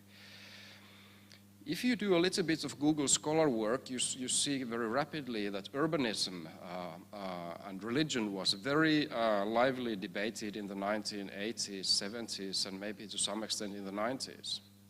Early 2000, you find nothing. I was asking, you know, why is Paul taking up the notion of urban religion now up? Because I think that you're a learned man, you follow the times, so there must be some other reason for that. Well, the answer is, of course, obvious. I mean, ever since the discussion and the publication of Saskia Sassen's Global Cities in 1991, there has been a new kind of like created understanding that the cultural hubs of today's world are these huge megalopolises. Initially, cities like London, New York, Los Angeles, and these Tokyo, these gigantic human beehives, may I say so. But something else has happened ever since 1991. I don't know, that's a long time ago, 28 years ago. What has happened? What's taken place? Well, the simple fact that this planet is, by United Nations data, for almost 15 years now, more than 50% urban. We have seen an increasing urbanization of this planet taking place on a huge scale. We have seen the growth of particular cities, and cities are those places that attract the others. Okay. If I would be a member of a sexual minority, if I would be a member of, you know, whatever minority, if I would be an immigrant, where would I end up? With the greatest likelihood, I would end up in a big city. And as we have lived an era of increasing global contact, you know, ever since the end of the Cold War, we have seen a massive intermingling of the nations and peoples and cultures and minorities on this planet on a scale that has never happened before. And the places where these people are in cities, and in particular in larger cities, but no longer only in the megacities. This is something that Steve Vercovec, among others, has described as the super diverse, era in which we live. This is what you were also mentioning in the case of Vancouver, but what some researchers call, and by the way, this concept, I just checked on Google Scholar, has been on wider circulations only since 2016. So I think, Paul, you are very much up to date about your ideas. It's called the majority-minority cities, those places where the original majority, whatever it was in different places, has become a numerical minority. And the minorities together make more than half. That's the definition of the population in these particular eras. Now I may say this is a bit on a more personal note. What I think is the sort of, at least in the study of religion, I think other disciplines are further ahead in this, is the new constellation of the urban and our times religious cultural change, how we see it. I don't see that literature around at the moment, but I think it's there waiting to be created, because large cities, the megacities, increasingly are the world today. They are the world's powerhouses. It's the Vancouvers and Montreals and wherever we are. And it's in these we need to kind of learn our own lessons, how the world is working at the moment. And this is maybe what religious literacy is. And even though the Montreal academics might be, a bit upset about their countryside cousins, so I think this is, where we are going to. The world is changing at a really rapid pace at the moment. In any case, I really liked your paper. I think it was a fantastic piece of work, but I cannot go on without having any criticism. And it was hard to find, but I found one. I had the luxury of reading this text before, and I hope you don't mind. This is a little bit of personal note, but it was your reference to your colleague, David Seljak, yeah? So you write, David Seljak, a personal friend and a professor of religious studies. I know he's a professor of religion, but I was actually in touch with David just before this event. Actually, he was in touch with me, so he wanted to inform me. So he gave me some suggestions regarding Paul's paper. I'm reading directly from an email. He loves if reviewers and respondents use terms like theoretically weak. You might also call it methodologically confused. When describing his work, I usually use the expression, what sometimes passes for scholarship. Enjoy, David. Okay, so I hope that you are clear with your relationship to him. In any case, with these notes, I would like to thank you for a great presentation, and let's have give the audience a roll. Thank you.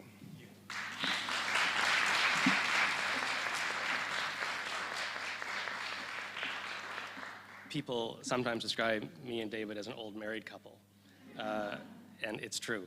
We have that pattern. And well, I gave a version of one piece of this talk earlier, and I cited how somebody suggested that we ought to feed David to the dogs, and I said, that's not very nice to David, and it's not so nice to the dogs either. And no one got it because no one knew this relationship David and I have. It's a special but rather peculiar one. Thank you very much for your careful reading of the paper, and I want to leave time for the broader conversation, so I'll just say I agree with everything you said, especially about urbanism and the kind of gap in the literature around religion and kind of the megacity phenomenon. So I'm going to suggest your name as an outside reviewer for a book that I'm working on. Actually, we're finished it. Marguera, Julia Martinez-Arino, and Marion Burchart, who some of you may know, sociologist of religion in the European context. And the four of us are working on just putting the final editorial touches on a book specifically on that question, on what is special about this kind of the urban site now for religious diversity. And we write partially against the backdrop of critiques of secularization or sort of post-secularization theory notions where we're trying to be cautious of assuming that secularization comes first to cities and goes later to other places. We're trying to sort of look at cities as sites where there are new social forces at work that produce new kinds of religiosity, and I think in some sense Linda is dealing with some very similar sets of questions. And it's funny that Linda mentioned that she was at Stanford recently, because in some sense my own sense of the kind of newer forms of secularization theory that we push against are actually kind of what we used to call Stanford School sociology, kind of world polity theory folks. And I'm very suspicious of that school of thought, if you will, because one of the main proponents of it, George Thomas, refers to the juggernaut of kind of Western rationalism. In other words, that you may have minor little, bits of Islamic creativity or Hindu creativity, but in the end, these kinds of massive international isomorphic forces or isomorphic movements will overwhelm everything. And I'm somewhat suspicious of that. I mean, I understand the isomorphic tendencies, by which those of you who are maybe not familiar with the school of thought, what Thomas was referring to was the ways in which if a women's group gets created in a particular village in Bangladesh, it comes very quickly to resemble women's movements in Stockholm or Toronto or Brandon, Manitoba. Because, they probably meet together, or they read each other's blogs, or they read each other's books, so they begin to look structurally very similar. So the argument is that that means that these groups resemble each other both structurally, but also in terms of their content and the values, the norms that they advance. And that therefore any kind of regional particularity or village particularity in the case of Bangladesh will eventually become less and less meaningful. And I don't disagree with that general observation. I think it's extremely interesting and worth cataloging these changes. But I want to give more respect or time or energy to asking about the regional, the specific urban site where these women's movements or Scientology groups or whatever it might be show up. So, thank you. What else? I think I'm just going to turn it over now to Tuula. Okay, thank you. So we have a couple of minutes for questions. So who will start?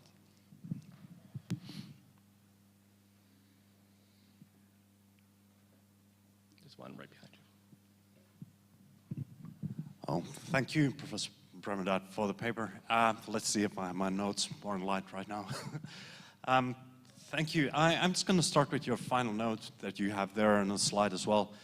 You mentioned there many things are possible according to your analysis. And you mentioned intellectual tools, data support from the government, from religious communities, and so on. But then you have a qualifier, and that makes me nervous. You say, with the right intellectual tools. This is more like a question of clarification. I would ask you to unpack that for me just a bit. So what do you mean with right? You gave a partial answer, or you indicated a kind of an answer as you gave a paper, but I'm just not sure. I want to be clear on that. And now, as you mentioned, intellectual tools there as the first line of defense, or maybe opening up the realm of the possible there. I'm getting back to your earlier notes, and this was under which concepts are needed or useful. The first ones there that you mentioned were secularization, modernization, and differentiation. You mentioned that these are helpful. Well, you just talked a bit more about modernization, but what exactly do you mean with that? And do you align that with the secularization thesis that you just now kind of reiterated in your later remarks there? The point being, do you align that with the notion of rationalization as with the, so to speak, mainstream secularization thesis would have it? Or would you be detaching that from the grand narrative of human reason as then put forward, say, by Bruno Latour? Is it in his thesis that we've never actually been modern? We've never been modern, according to Latour, in the sense of Enlightenment criticism. Okay. How would you respond? Yeah. would respond by saying, first of all, what a great question. I would love to be a member of your church. That oh yeah, I mean, if all churches were like this, I would actually show up.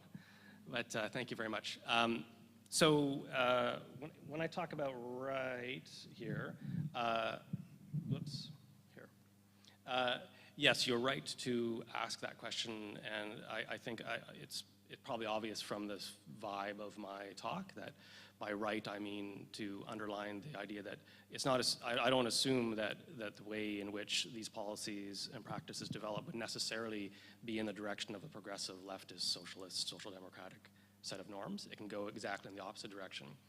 We see in the United States, at least about half of the United States, moving actively in another direction, and not just the United States, other societies as well.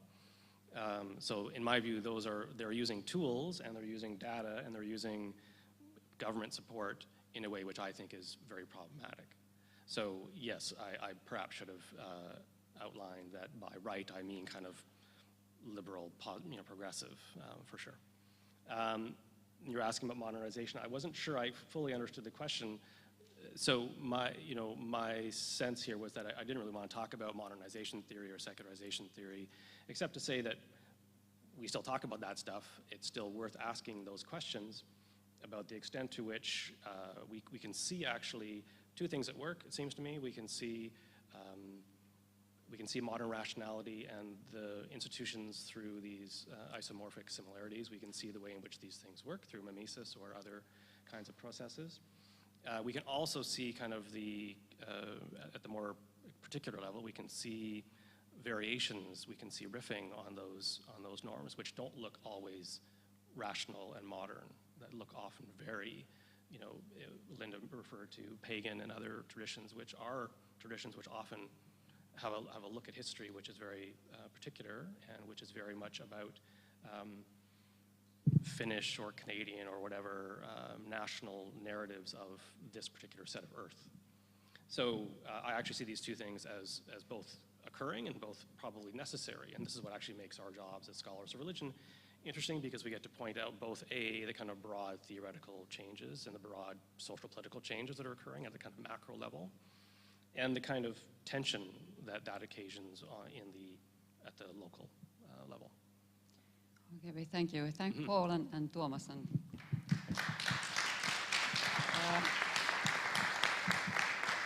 Now, Ruth has some practical information for you, but while she's taking the platform on the side of Argumenta, we are going to give you mugs to take home as a present and to remember. Thank you to everybody who took part in this extremely interesting and enlightening session. It's been a pleasure to plan this session from the part of the Donner Institute together with Maria Tiilikainen from the Migration Institute. My biggest thing to tell you right now is that coffee is served in the back room. You just go down the corner, there is a door, and goes all the way to the end of the corridor. There is coffee and wonderful cardamom biscuits.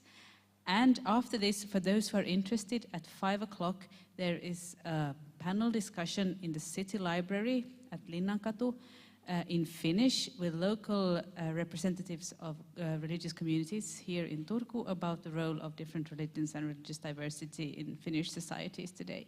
So that's at 5 o'clock in the City Library. But now, coffee and biscuits. Thank you.